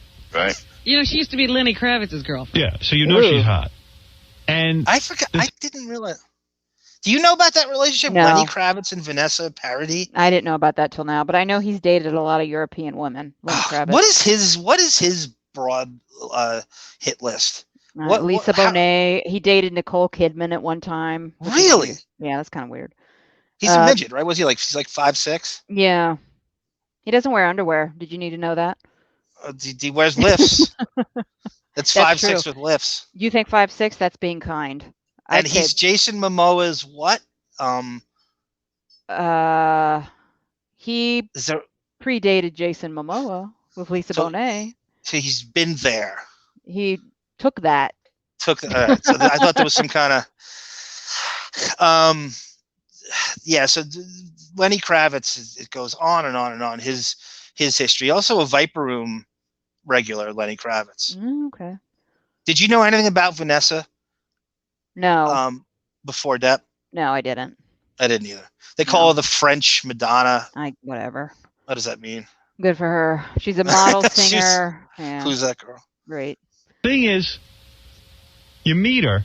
Do you have to like wait weeks before you can sleep with her, or do you just like? Is there any work involved? Oh, there was work. It was. There was work. Yeah. You had to pursue her. Yeah, you know, listen, you know, I'm not the kind of guy that you immediately, you know, trust. But this girl is beautiful. I got it. Really? I want Vanessa, who we root for, who we love. I want Vanessa to date Michael Strahan next. Well, she's got to. I think she's married, so she's got to get divorced first. But yes, and I want to see. I want to see the Route 66 between their teeth meet. I didn't even make the connection. I was like, okay, Michael Strahan. All right. All right, here we go. You had to actually tell her to get undressed? Really beautiful. And do you guys make love the first night, or do you? I grovel. There's your Depp laugh. There's a cute Depp laugh. Do you even speak her language? Can I ask you something? When you take off your clothes, do chicks like faint? I'd faint. All That's right. gay, Howard. That's gay. Only a gay man asked that question. Yeah. There's nothing in it for me. What do we get out of it? You think during this he's got one hand under the console? Yes. Under that console, you can't even see what's going on over there. There's no heterosexual male listening to this show, which is supposed to be his target demographic, gets anything out of that question. Yeah, he's got. Only a gay man does. He's got a taffy machine going on under the console, pulling on that. Okay, I'm done. They do with me. I can't imagine. You know, I just can't. What that's like. Yeah. It's so much fun. Did you have a messed up childhood at least? Oh yeah, I had the best of the worst. Were your parents mean? Sarah? Mm-hmm. There's a lot coming out about his parents. Oh yes. During the transcript, that this is the first time I had ever heard him not be entirely complimentary and embellishing towards his parents in childhood. I remember thinking, well, that was an odd response, because all the times I had interviews I'd seen with him in print or television or otherwise, he was acting like his parents are great. This is the first time my spidey sense went off, and I was like, that is a weird. So this is a prelude to what we know now. His mother fucking emancipated him. Mm-hmm. At a very in young age. 1981. Yeah. How old was he? 17. Oh, okay. Well, it takes a lot. I don't know the situation, but I don't. The dad kind of left the family. He was absentee. So how old was he? How old was he when his dad left? I want to say 12 or 13. Oh, okay. And they then got the mother. To Florida. They got to Florida, and the dad split. And it could have been one of these things where it's intermittently, he comes back, he leaves again. The story changes a lot. I want to say 13, 14. Mm-hmm. The mother at the time that the father left, correct me if I'm wrong, because you know everything. Well, I have, holes in my shit like anybody else does. She was undiagnosed at the time the father left. Later, she had some manic anger issues with him. A bitch on wheels. Later, he makes a comment that she was hooked on barbiturates later in his childhood. Yeah, some kind of weird. And all that stuff is not revealed until these court transcripts and interviews and him talking about his childhood. And it came up a lot. And the mom was, she came up because of the succubus stuff. She was the time that they broke up, she had passed. Oh, she was really sick while they were having their problems, and that exacerbated. Apparently, the mom hated the succubus, and that caused other problems. And so, and the succubus. That's probably why he gave her so many chances after the first, through 10th beatings. Why he kept her around and took her back. We both had difficult childhood. Our parents were both different, not there, and you comparing. I'm sure she used that David Hurd thing, to compare. They have the same childhood. Yeah. They were a little confused at times. Yeah. Where are you confused from at times. I was born in Kentucky. Wow. Oh, I wanted to say too. Sorry for pausing so much here. Here comes Artie's audition. Hyperdrive audition for that seat he's sitting in. Absolutely. It's about to... but the Stern Show research, I give a lot of credit to. I don't know where they got that parental information. Because it wasn't out there. I'm telling you, I read everything. The weird stuff, European articles, weird. I mean, I'm reading fucking, UK GQ and shit like that, just anything that I could find. It'd be in like Borders books, and it'd be on the cover of, So for me not to have, maybe it's not, but I don't know how they got that. I think they talked to people who knew him. I think that they talked to his agent. That's possible. He may have been finally willing to release that in pre-interviews. I don't know. He didn't really say anything specific, but you get the sense, just him by saying, they were a little confused at times. Yeah. Yeah, they didn't really talk about his abusive childhood in Tiger Beat magazine. That's all I know him from. No. That's what that was your first exposure. Tiger Beat, Bop, Big Bopper. Oh, absolutely. Yeah. Oh, no wonder. That's bad. Yeah.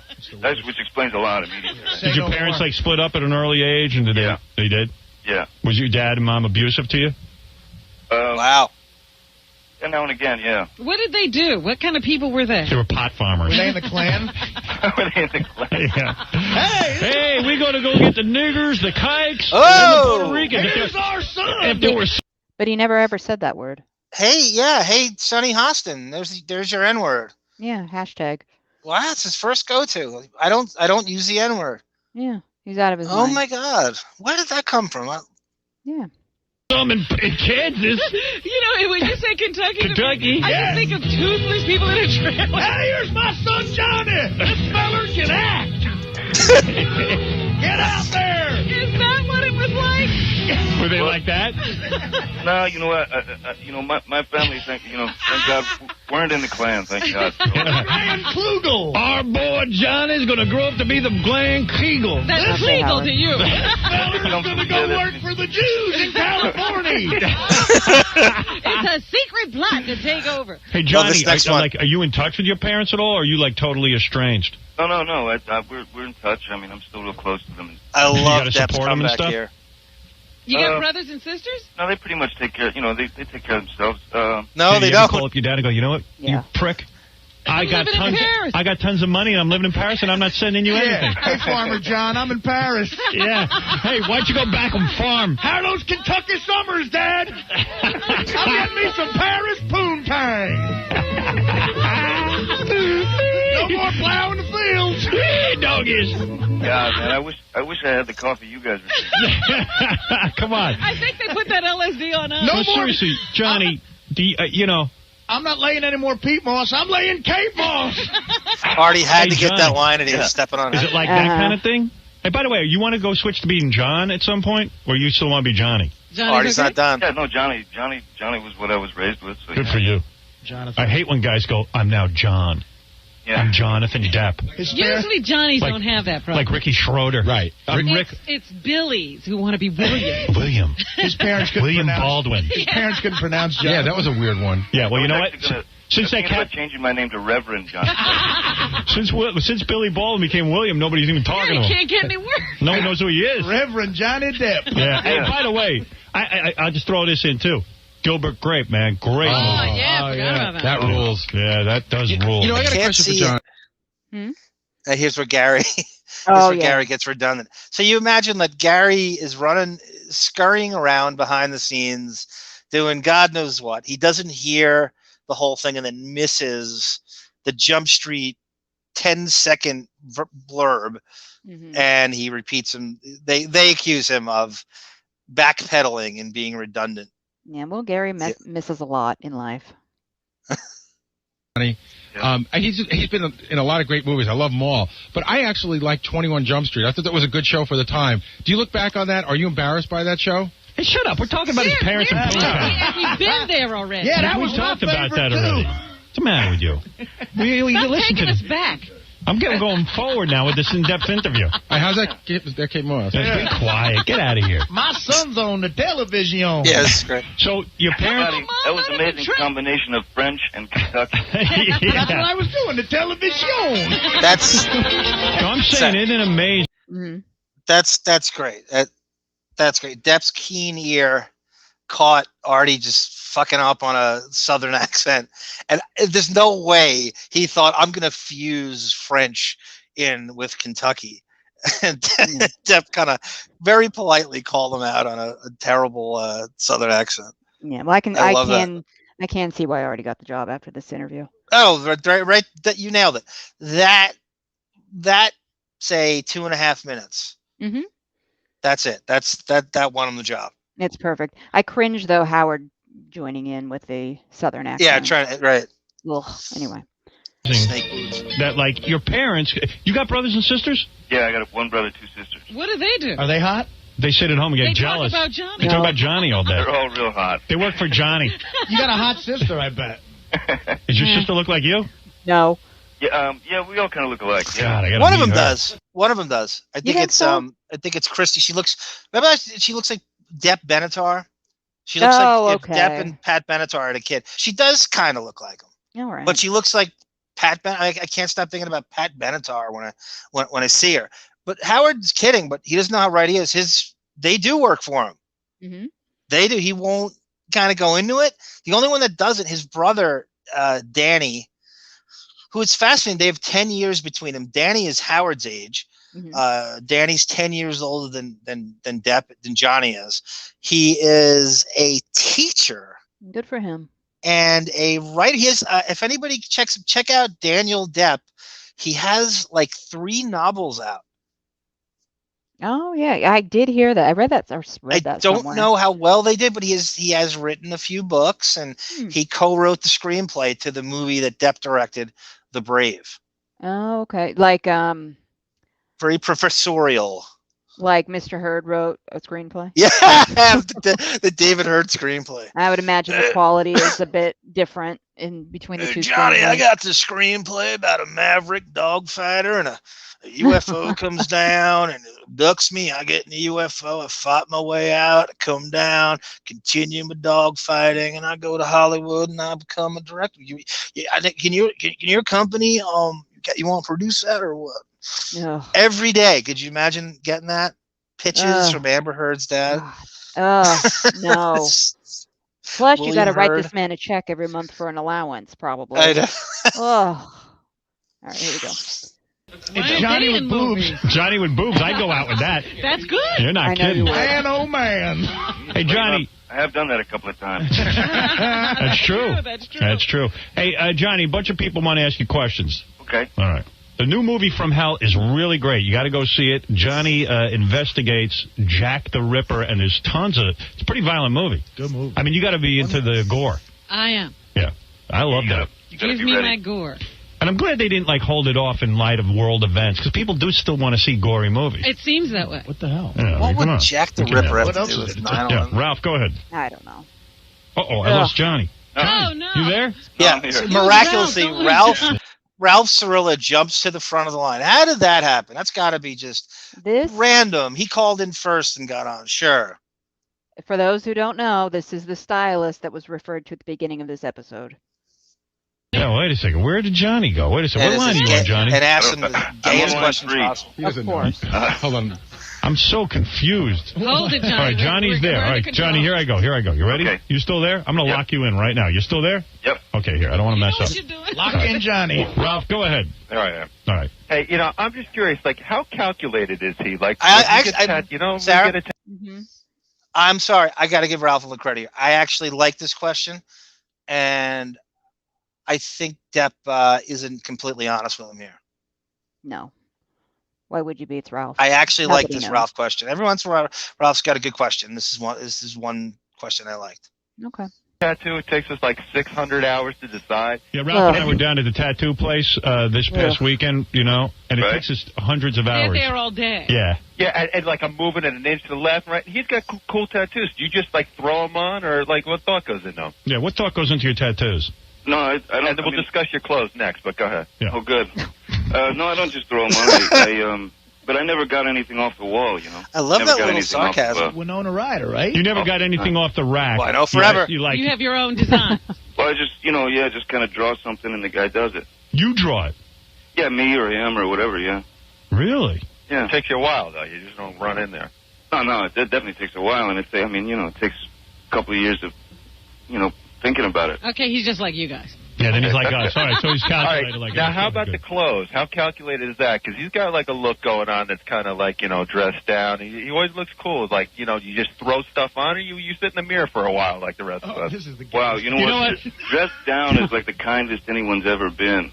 Because generally, people The say derelict that, look. Ralph, they I want gotta to tell give me you, like a quarter. Right. Ralph, no offense, these are the gayest questions I've ever heard. Gayest Well, this is how Ralph is around a good-looking guy. Yeah, this is the gay interview. I'll get you your clothes later. How do you plan your tattoos? I'm just curious. Get out of here. And you look. Sarah, Mm-hmm.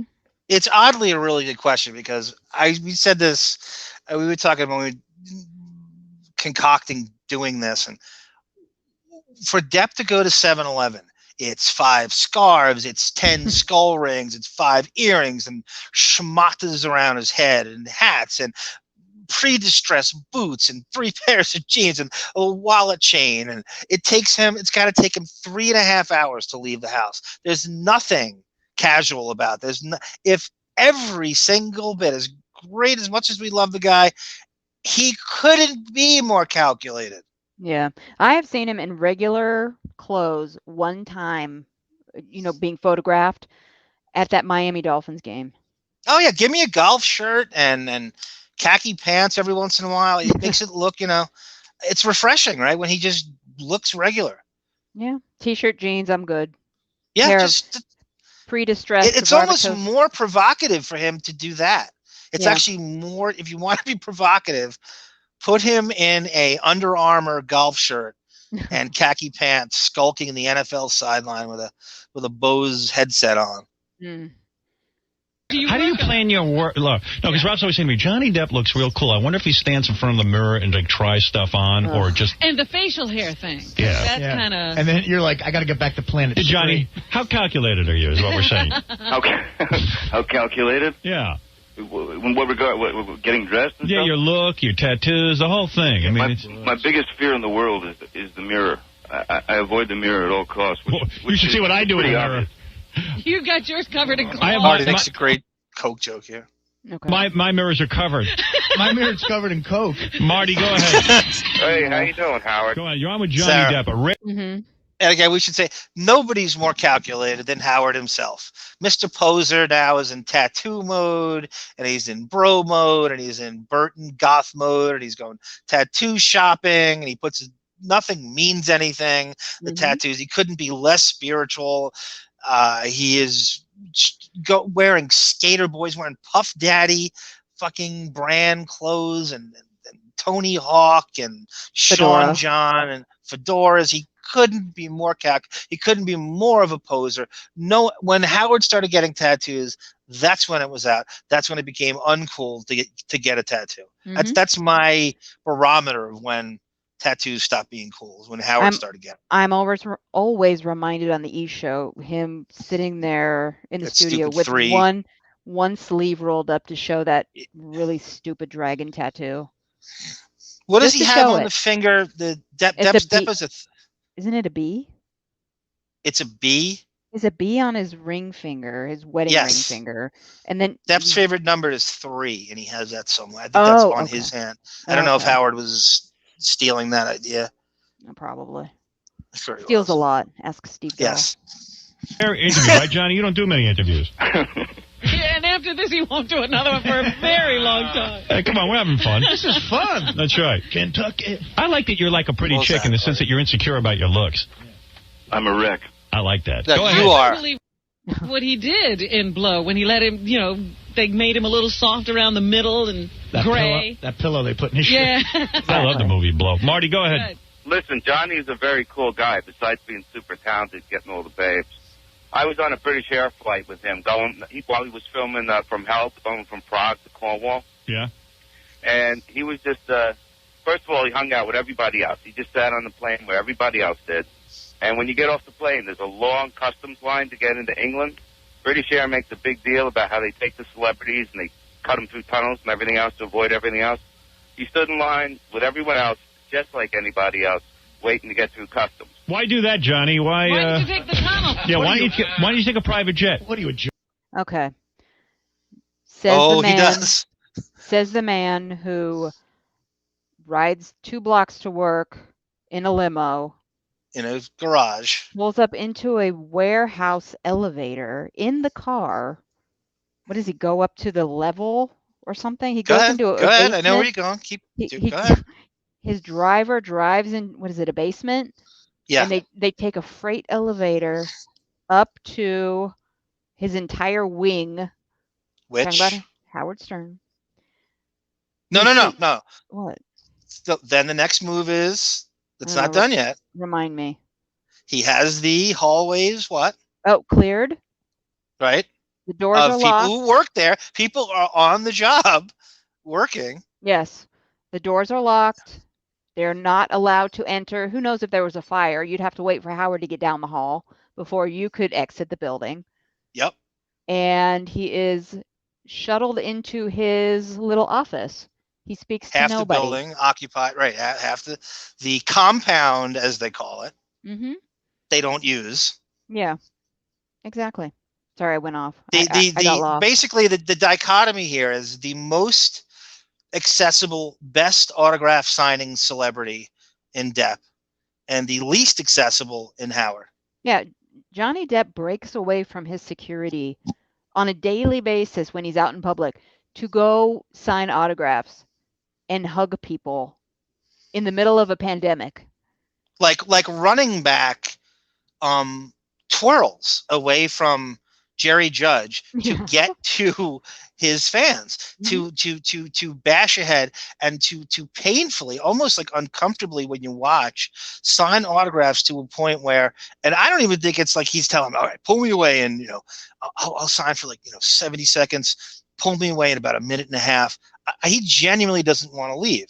I mean, it's a guy who truly appreciates this legions or this cult / legions of fans that have kept him afloat, that show up no matter what he does, that love for the astronaut's wife as much as they love Donnie Brasco. Mm-hmm. And he couldn't be more, almost to the point where PR people, like Johnny, like you really putting yourself, or somebody could stab you or shoot you, or he never says no to a fan. Yep, agreed. Jerk. And it's only gotten better with it with age. Mm-hmm. He needs it now, especially. Yep. Yeah, Johnny, what's up with that? I thought you were cool, man. Johnny, is that true? You really stay in line with everyone else? Oh, yeah, sometimes, yeah. Yeah, I mean, yeah. You don't get the whole private jet treatment?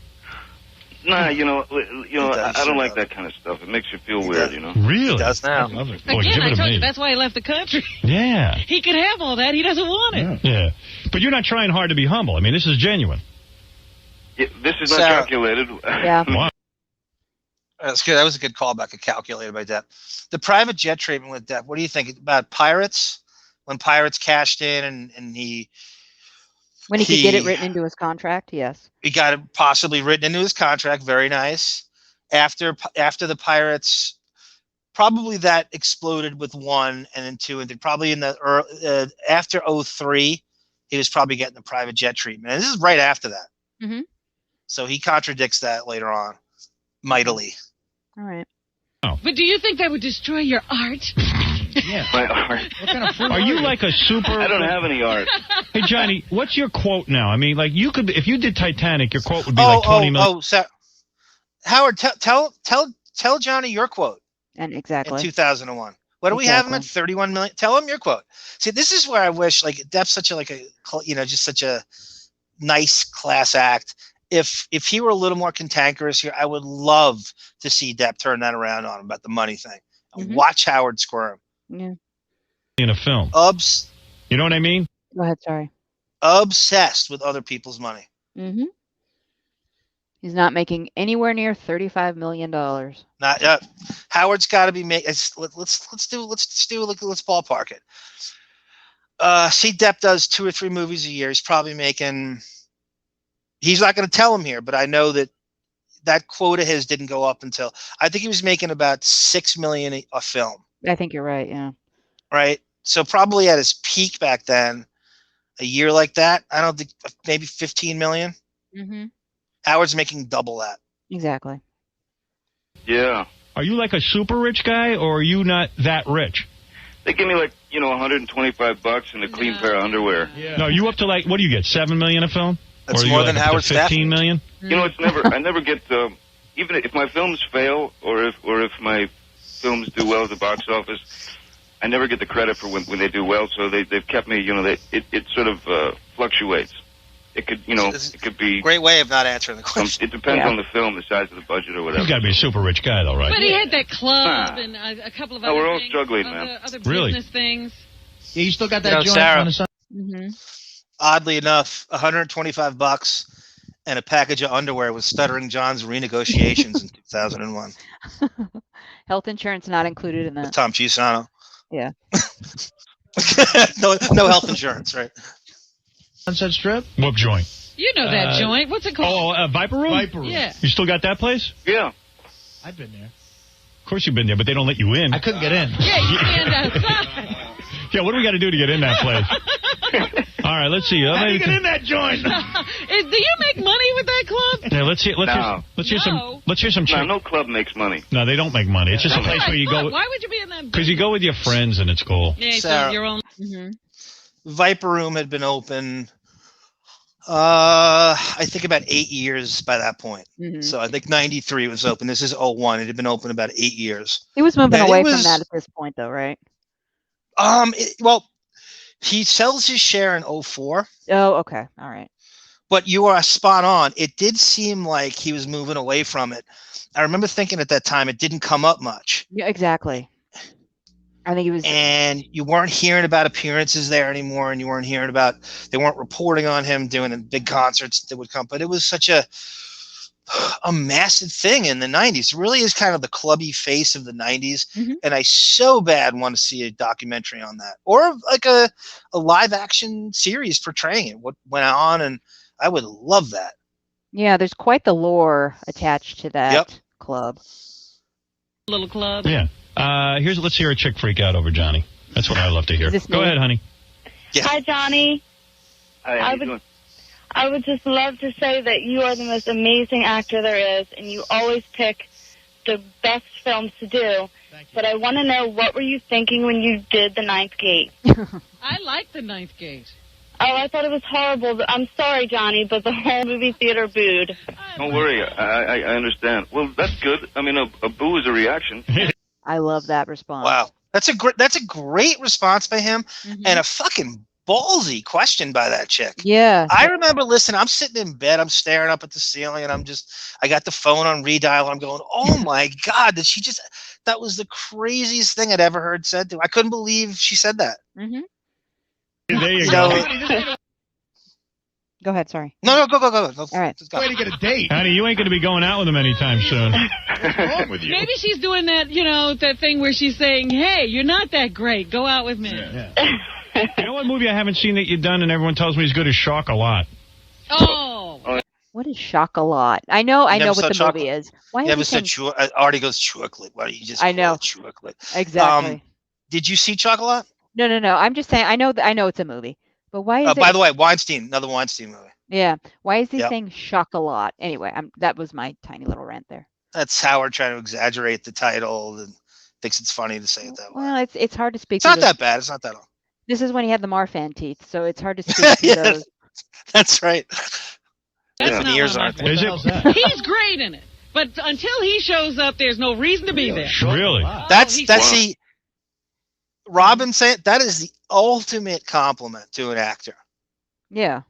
Not only is there no reason to be here until he shows up, it's basically a glorified cameo he has in the movie. Mm-hmm. It's not like he's in it. What would you say he's in it? 15 minutes? I think that's kind. Is it even 15 minutes? I They bill fast-forwarded him to his in part. all the trailers. They show him like yeah. he's in every frame. He's on and the when poster. you're saying he's on the poster feeding Juliette Binoche a Tootsie Roll and his Tootsie Roll. his Tootsie Roll. And for that compliment by Robin is about as good as it gets. He's saying like, I could care less about the movie. You're the only thing in it that matters. You're acting, and he's only in it for 15 minutes. I mean, like you talk about that is gassing someone up. And then, but she's right. There is almost no reason to be. There's some cast in that movie though. Dr. Octopus is in it. Julie, it's all Oscar people. The chick from The Matrix, who I can't remember her name right now. I'm blanking on her name, but it's a very, very good. Judi Dench, I think, is in it. Mm-hmm. Just classic fucking Weinstein Oscar pandering cast. The most important part, he looks very fucking great. Okay. Oh, you like that river rat, that Irish river? That's all right. I'll take it. That film. Well, that's a nice compliment. Let's see. Kelly. By the way, my theory on him in Chocolat, Mm-hmm. you know how he draws everything, every role he has is pretty much he's saying, well, I'll combine Pepe Le Pew with Keith Richards. Pretty much is always, Casey Kasem and Ronald Reagan for Ed Wood. I think he drew on Bono for Rue in Chocolat. I see that. Don't have any evidence. He never said it. I'm just going on how he sounds. Yeah. Hello. Yeah, go ahead. Hey, Howard. Not Kelly. I What's just your want to name? ask you what's happened with your Saturday night TV show. How long are we going to have to watch reruns for? All right. Oh. That ain't a Johnny Depp question. No, it wasn't. I just... No, but I want to know, too. You're in France. That's you so don't care. funny. You get that in Paris or what? Nobody cares about that Saturday night show. That's so funny. What if Depp only knew how half-baked, what a piece of shit that show was. Mhm. I'd like to go back and look at that here because I think that dude's onto something. That was a good. I think that CBS was so embarrassed by that show. They started to just tell him, like, Howard, don't bother. You're such a pain in the ass. We're just going to show reruns when we get to the end of the year. That was the last airing of it, I think. That's very interesting because they're in October, right? And Yeah. they're showing reruns. Oh, that's standard. You have to have new shit out by then. Yeah, exactly. Well, even the new stuff wasn't new. This is where if we do a Depp Stern that we get off on a Howard. That's my fault. That's all That's my right. fault. It's expected. Yeah. What do you do for fun, man? Are you a fun guy? Who are you talking to, me? Yeah. Are you a fun Am I a fun guy? Yeah. Told you, I'm like an old, boring married man. Do you now, go to strip clubs? No, I take care of my kid. You don't smoke weed anymore or anything? Howard can't relate to the taking care of your kid thing. No, you got right over it. Glossed right over that. Yeah. He's in literally. I wish Depp knew. He's in court-ordered therapy at this point. He's such a bad dad. Well, one of them had a incident at a concert, Yes. and Depp could give her acid advice. Acid rehab advice. I'm like a, Depp and Depp. Who are your friends? Over in Paris, who do you hang out with? Who do you hang out with? I hang Sean out with my Penn? girl. I hang out with my daughter. Sean Penn? Sean Penn. No, I don't hang out with Sean Penn. That jerk. good for you. Yeah. No. That's Marilyn weird. Sarah, Manson, can you you pause for a second? Mm-hmm. The Sean Penn exchange is weird. Didn't they own the restaurant Man Ray together in New York? I think you're right. Maybe they had because he seems a Did little. they have a falling out? I get no follow up on that with Depp and Sean Penn. They used to be friends. Well, kind of, when you ask him about other people, he kind of pussyfoots around it. This, he just cut him off. Said, "No, I don't hang out with." Yeah, it was weird. That energy was weird. The other thing is, I remember an interview with Sean Penn, and this was 5 years ago, and they asked him about Depp, and he expressed a very disappointed tone in his script choices in the direction his career went. Yeah, Shanghai Surprise. You have room to talk. That's all you gotta do is throw that Madonna movie in his face. Yeah, that's every all time I he wants to be like Daniel Day-Lewis, Mr. Artiste. That is so funny. Sarah, that is line of the podcast. Shanghai Surprise. It don't get any better than that. I Holy know shit. Mystic River that I wanted to jump. I wanted to jump into a river after I sat through that. Surprise. And I know Milk. No, thank you. Well, you gotta your Shanghai Surprise line is so great because he at that point even had a lot. He got every good script. Really, most of his life, he's always been at the top of the cast and getting the best scripts. Yeah. So Shanghai Surprise is him just in a pussy fog, wanting to do a Madonna movie. Oh yeah, I would rather watch Crybaby on a loop in Japanese than watch any Sean Penn movie. Let's see if we could find Crybaby in Japanese. John Waters would love that. Yeah, probably. Oh, let's have Dustin Nguyen dub in Vietnamese. I want to get him on. I want him on as a guest eventually. You gotta Why do I feel like that's feasible? It even is. Though he's on that Showtime or something. He's on like a samurai show now. Well, you just tell him you're going to talk about his new project, and you talk about 21 Jump Street. A lot. Manson, whenever I'm in town or if he's around, yeah. I hate that French. Yeah, Good guy, you know Manson, right? Yeah. But do you ask him if he thinks Manson hit on you? Okay, Sarah. Stop. So, very quickly, Depp goes. And we're almost to the end, by the way. You know Manson, right? So that is a connection. That is how he got. So clearly that came up in the commonalities of mutual friends. How would Depp know that Manson knows Howard? Where's that exchanged? Yeah. Unless it's part of the booking process. Manson was on Stern, I think, twice. And probably. He was on the soundtrack to Private Parts. That's the connection. That's right. And they hung out once, and Manson had his hand on Howard's knee. That's the connection. I think Howard was turned on by it. A man was actually touching him in a semi-sexual way, as he took it, and it bothered him greatly. So that's all he talked about for a good 6 months after the incident. I know. He harped on that so long. Ugh. So true. Hey, do you think Manson's gay? I think he's gay? Yeah. I don't think so. He had his hand on my leg the whole night telling me I look good. That's gay. Would you say that's gay? Nah, just, maybe he likes you very much. He's just being affectionate. I bet your Kentucky parents think that's gay. Yeah. Yeehaw! What you hanging out with a fruit for? Hey, Jen, you're on the air with John. Hi, Johnny. Hi. Hi. I didn't know what to say. I just wanted to talk to you. Oh, wow. Why don't you hit on him like every other chick I was going to. on the planet? It's played out now, isn't it? How can a chick Sarah, even approach? You like to you have a gaydar, right? As far as you know.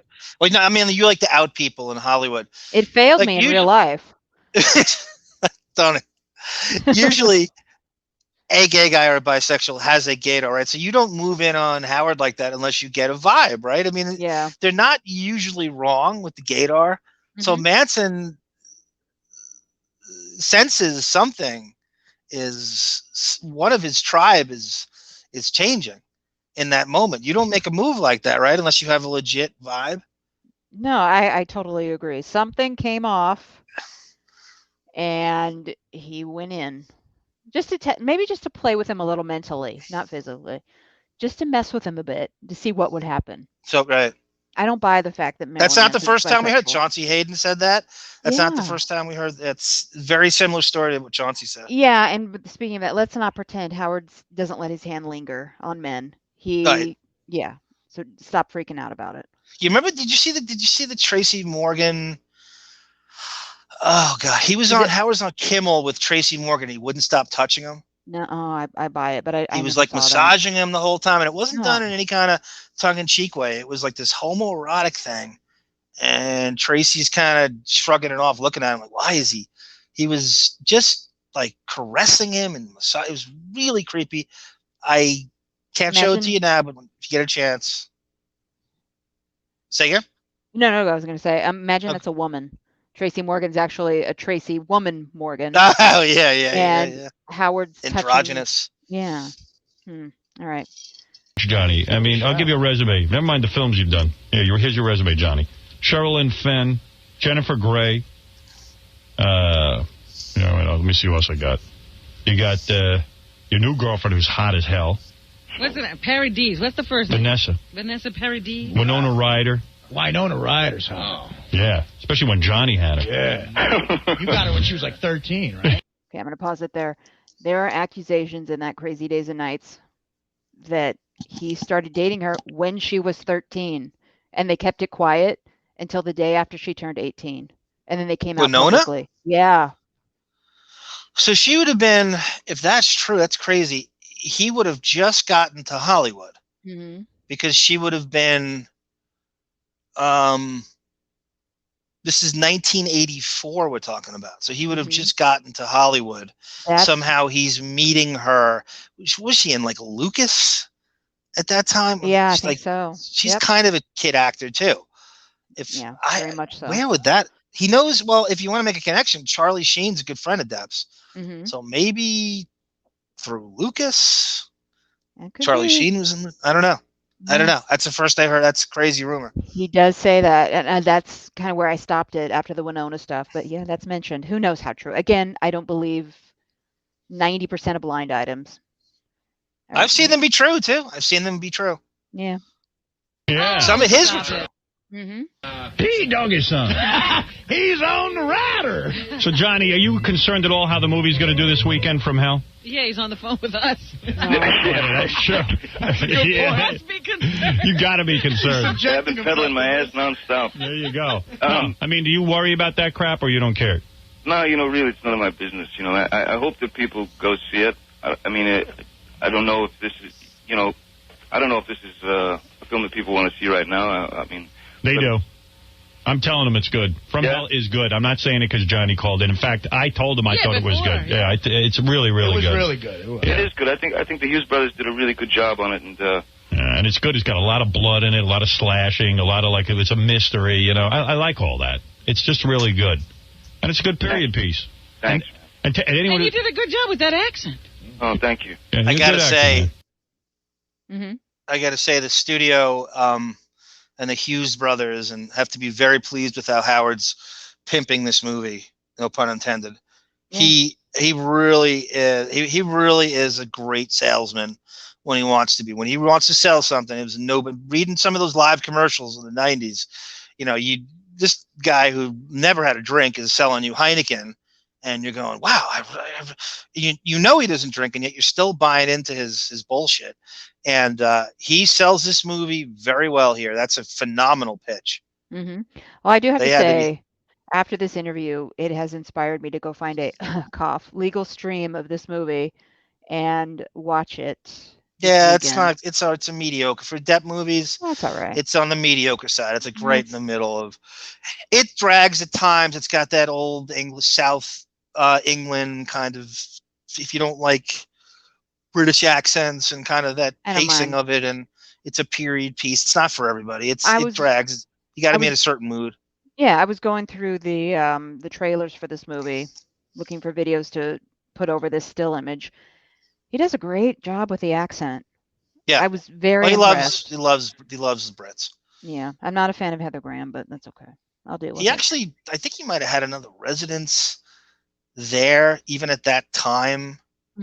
So you sponge that culture a little bit in the accents, and he's done that old exotic. I mean, that's his go-to, the old exotic, old English accent in a lot of the Burton movies you go through, whether it's Sweeney Todd or Dark Shadows or Ichabod Crane. He kind of that default, you know what I mean? That old English goth accent, that exotic accent he Yeah. kind of goes to all the time. I think he did a great job. Yeah. All right, let's get through this. Here, we're almost done. Thank you. That's really nice of you guys. Did you ever see my movie? Ugh. No, but you I know, love I this didn't see your exchange. movie because I was bitter because your movie killed my movie. at Did the it? box Which office. one? Which one? I think your movie killed, I believe it was Donnie Brasco.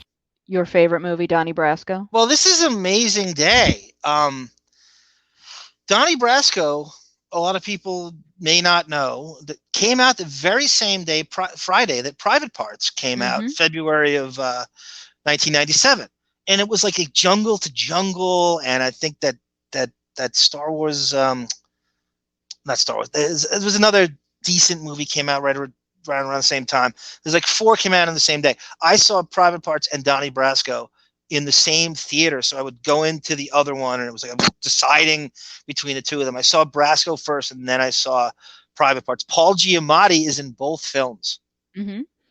He plays Pig Vomit, and in Brasco, he plays the surveillance FBI guy in a Florida hotel room. He spearheads the scene. He goes, "Joe, you're doing a phenomenal job. Forget about it." And he goes, "Oh, it's like if you agree with someone, like, all you got a 1-inch pecker, forget about it. But it's also like if you disagree with someone, like, Minga, those peppers are the greatest thing, and forget about it. Sometimes it just means forget about it." Yep. I put that at the end of the last episode. So that's right. You put that at the audio. And I'm the one who cut it. Yeah. I forgot you. Quick waste of time story, and then I promise we'll play this video and get through it. I skipped my college class that day. I drove in my 74 Dodge Dart. What was the class? Probably math at 7:30 in the morning. I skipped the whole day. Good one to skip. Yeah, I'm horrible at it anyway. What's the point? So I skipped class that day to drive to Salem, Oregon in my Dodge Dart to wait in line to see Private Parts. I get there were 3 people in the theater. I get there an hour and a half. That's what you want, though, right? Well, yeah, but I'm expecting like this big, because he hyped that movie up like there were going to be lines, and meanwhile this is Oregon, and all we had at the time was the E-show. No, I'm in New York. I'm in Long Island, ground zero for his fan base. I mean, he's from Rockville Center. That's where his main fan base is. And I'm completely in unison with you. My theater was not much better. The movie made maybe 1/4 of what it completely underperformed. We talk about that on Gunk all the time. It did nothing internationally. It beat Brasco by like $1 million or something. Very, very close. Brasco didn't have 1/10 the promotion that thing had. Brasco beat it internationally. And as it should. Yeah. You couldn't have had more. I mean, he had the #1 radio show in the country every day, running an infomercial for like a year straight, promoting this movie, and it only made $41 million at the box office. And one of the most underperforming movies I've ever seen. Knowing now what we didn't know then, most of the movie is fiction. Yeah, embellished. So many lies and embellishments, and when you really research his true autobiography, and I think a lot of people had seen. If you watched the trailers, you saw the whole movie, so there was no intrigue. You knew where it was going, and I knew, like a lot of people, the fact that he never made a transition to K-Rock, and it was all Jackie was barely in it. It was disappointing in so many ways that people. But if you had that many, it makes no sense almost. If you have that many people listening to your radio show, how could they not have all at least seen the movie once? That would, right? If you're charging, just estimate like night versus day, $5, $7 a pop. And if he truly had 20 million listeners, wouldn't you be making $140 million if every one of your fans saw the movie? Yeah, even then. Absolutely. So that's a bad commentary. That thing couldn't pull in 9 figures. No, really? Maybe. I think it was Donnie Brasco. It came around on the same time as Donnie Brasco, I think. Oh, I'm sorry about that. And then suddenly Private. All you saw was like, billboards, posters, everything. Howard Stern, Private Part, the whole thing, and you should rent my movie. We didn't stand a chance. You should rent my movie. I'm telling you, as good as you are, you'll learn a few things. All right, you rent Donnie Brasco. Okay. Depp kind of echoed what we just said. Mhm. All you saw, the promotion that went. He's driving around, he's into the Viper Room, and it's Howard, private parts everywhere he went. Insane money went into promoting that film. Mhm. He said it, and it barely beat it.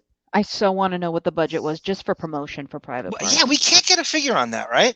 That Photoshop picture of him by the Empire State Building must have been millions to get that head, that Marfan head posted on that semi-built body. We can't find out what his salary was in the movie. People who worked on the movie don't know. It is so closed off, the financials of that film. There's got to be a way. Every other movie, the budget, and and that piece of shit doesn't have a Blu-ray or a DVD with extras. I assume, the Reicher Entertainment folded, but Howard and Buchwald they're such misers that that he wasn't getting proper compensation for what any DVD or Blu-ray release would be. There's no commentary. It is just a debacle all the way around. This weekend in Hill Rent Private. I've seen Donnie Brasco a bunch of times. Yeah, forget about it. Yeah, I was upset that that you didn't ask me to be in your movie. You should believe me. I would have put you in. Played your wife. Yeah, you're a hot chick. Yeah. Hey, Johnny. I would have done it, Why don't you rent my movie? Rent my movie and watch it. I will. All right. I will rent it, seriously. All right. And I look forward to meeting you one day. Me too. Blockbuster. Because I think it'll be a thrill for you. I'm a genius. That I know. La Brea. Hey, John. I know a lot of people who know you and stuff, and I've heard only great things about you. Really? Yeah. Who talks about him? Great things. Could you mention the people who talk about me? Well, Tracy Jacobs, my agent. Yes, Tracy. Yeah, she's very nice. She said a lot of great things about you. Yeah, she's real nice. She's real cool. And do any hot chicks ever talk about me? You know what? All of them. Like, why doesn't Kate Moss tell you what a cool guy I am? Howard was cool. What about Winona Ryder? Yeah. Do you have Kate Moss's number so I can call her? Hey, listen, John, I'll be in Paris next week. Can I come over? Oh, yeah, man. Yeah. All right. What time? You want a wake-up call? Yeah. Johnny, good luck with the movie, and everyone go see From Hell opening today at movie theaters everywhere, and hope you come in. It's been a pleasure to talk to you. Yeah, pleasure talking to you, man. Thank you so much, you guys. You're all right, man. Take care. Take care. You will. Bye. Artie, you're all right. I'm trying to network. Yeah. Can I come I want to be in From Hell, too. It annoys me that he hasn't seen my movie. I've seen it. He's one of those guys that, he doesn't even care about Hollywood or anything else that's going on. He just does what he does. I think it's too painful for him to see my movie. Depp illegally downloaded Private Parts on what was the first Napster? Yeah. As soon as I got off the phone, he set up Napster on his computer and illegally downloaded Private Parts. I love that he never watched that stupid movie. Artie, I know. I wish Howard held him to that. Yeah. I wish he had him back on and held him to that.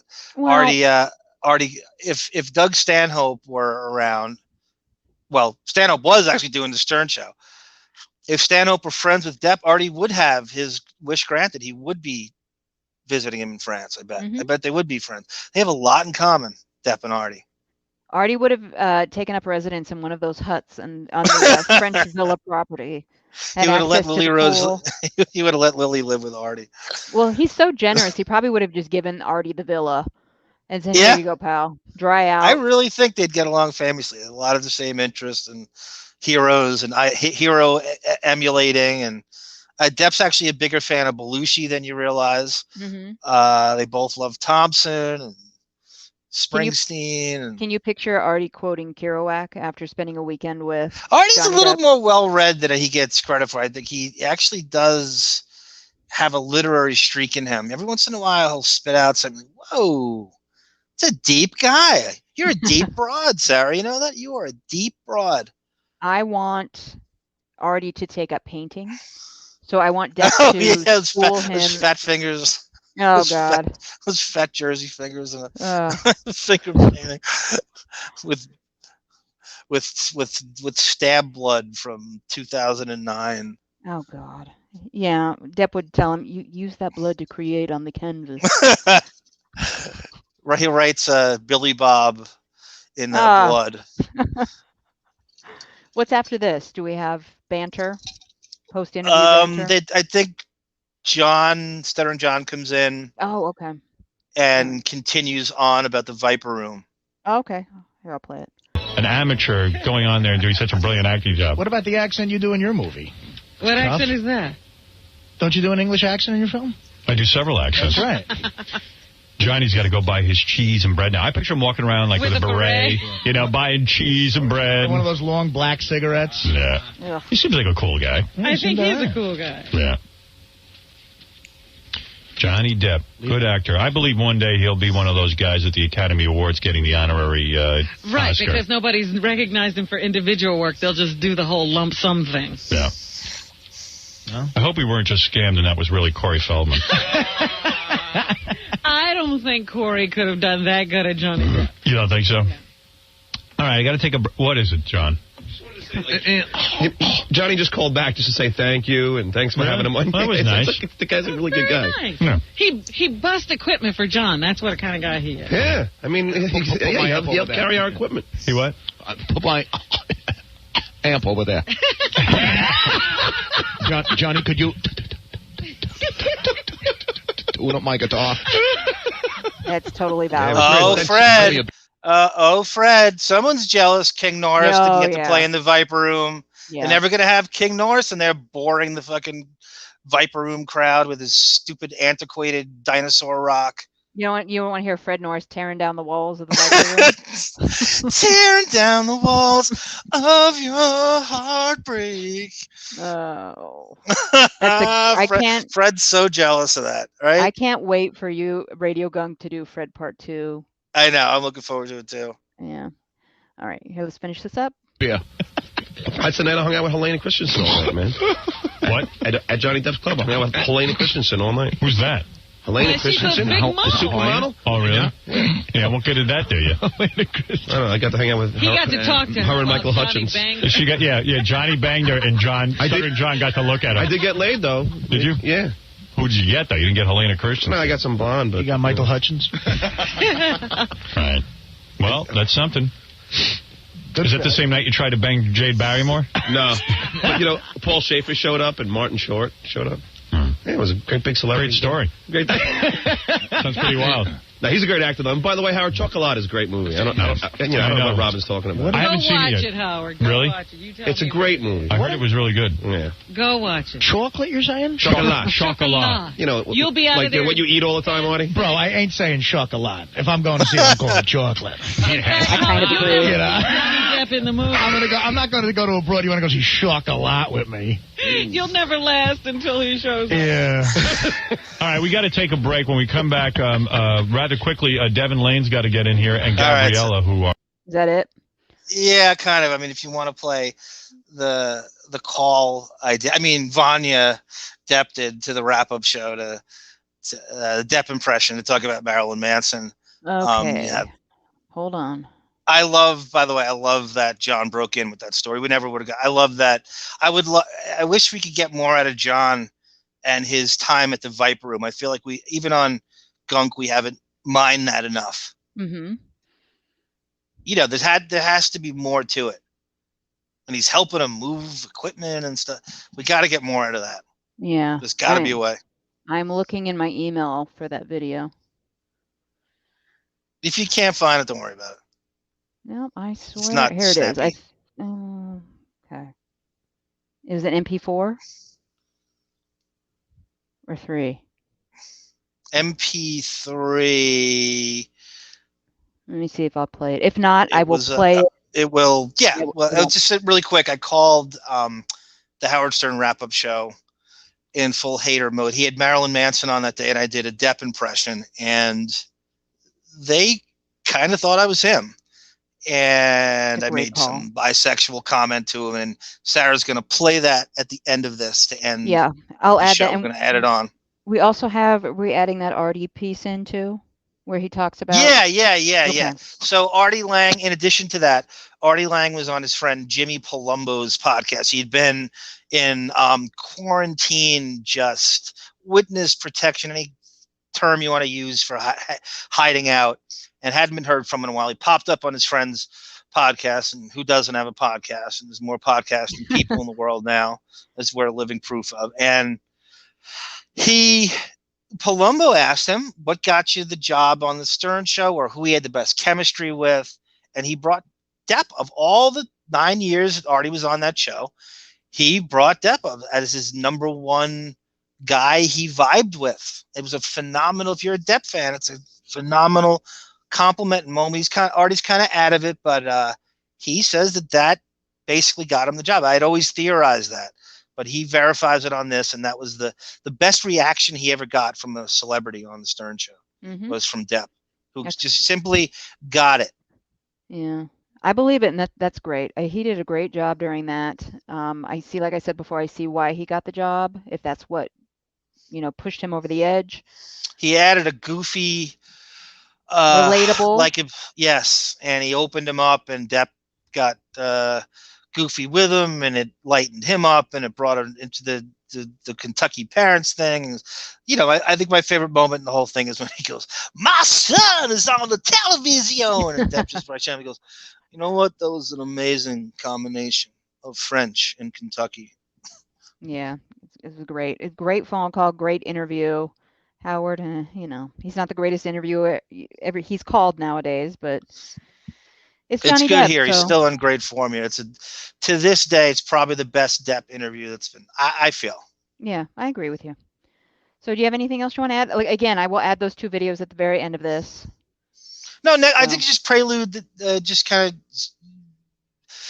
I guess, tease the next show is going to be. We're going to break down the article, the famous Rolling Stone article from 2018 by Stephen Roderick, where he lived with him for 3 or 4 days, and a lot of stuff is revealed, and it was huge national news for a while.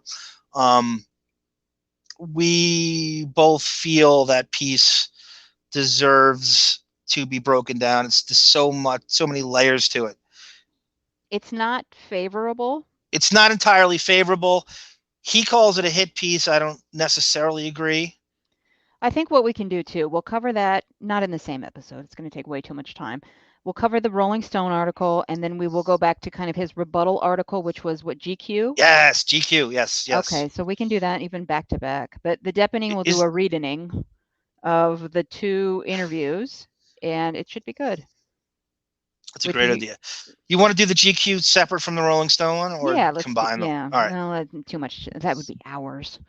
So that Rolling Stone article itself is going to be that itself is a book. It's like the dream article you could never get. It was pages and pages and pages. What a great read it is. Mm-hmm.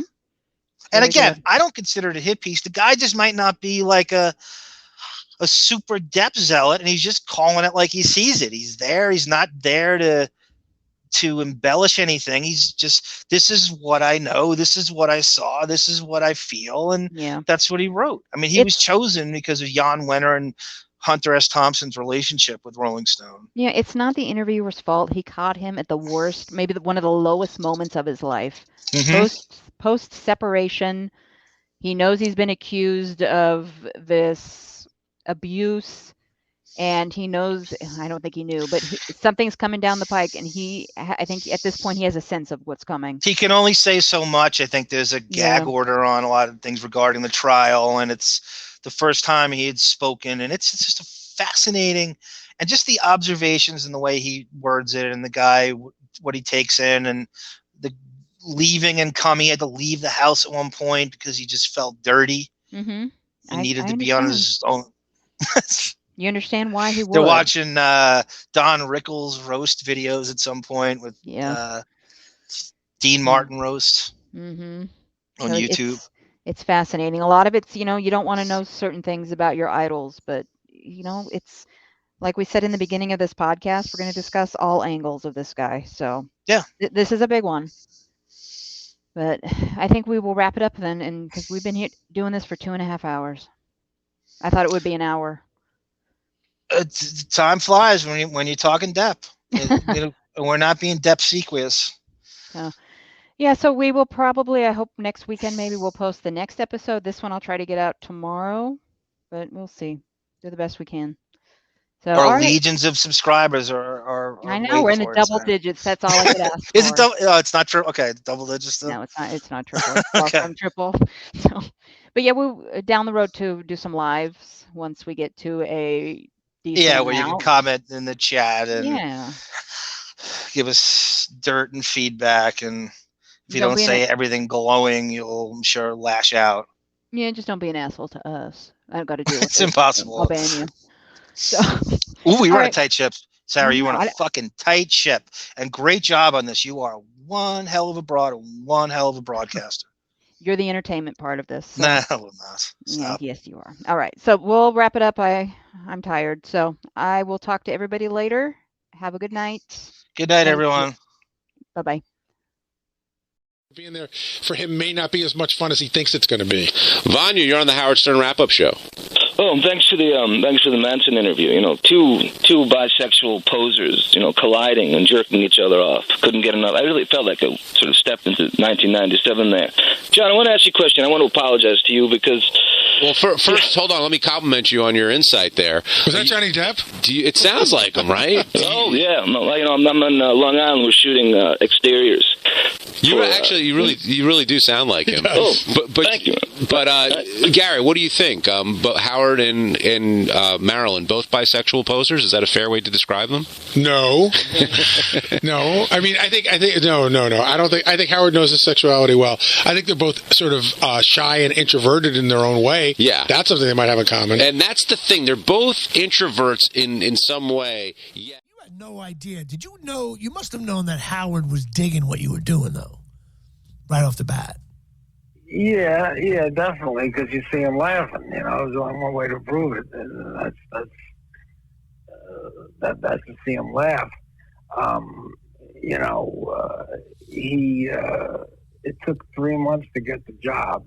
Who, of all the guests, what guest on the Stern Show would you say you, not so much the Stern interaction, but that you actually had an interaction with where, like you thought, like, wow, this guy's getting my questions, like that kind of thing. Is there anything stick out? There was plenty of them. Wesley Snipes was one.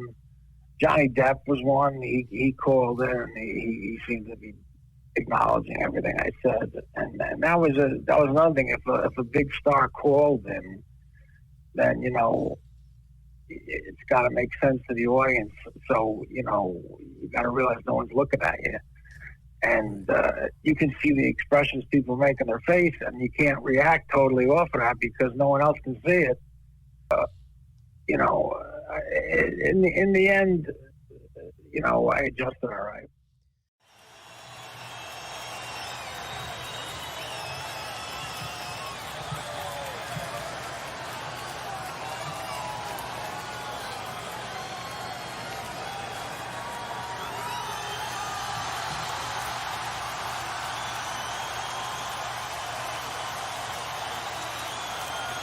Hello, everybody. As you can see, I'm a little bit scared to be here tonight, but at least I showed up. Not like Rosie O'Donnell, who ran out of town and didn't do her show.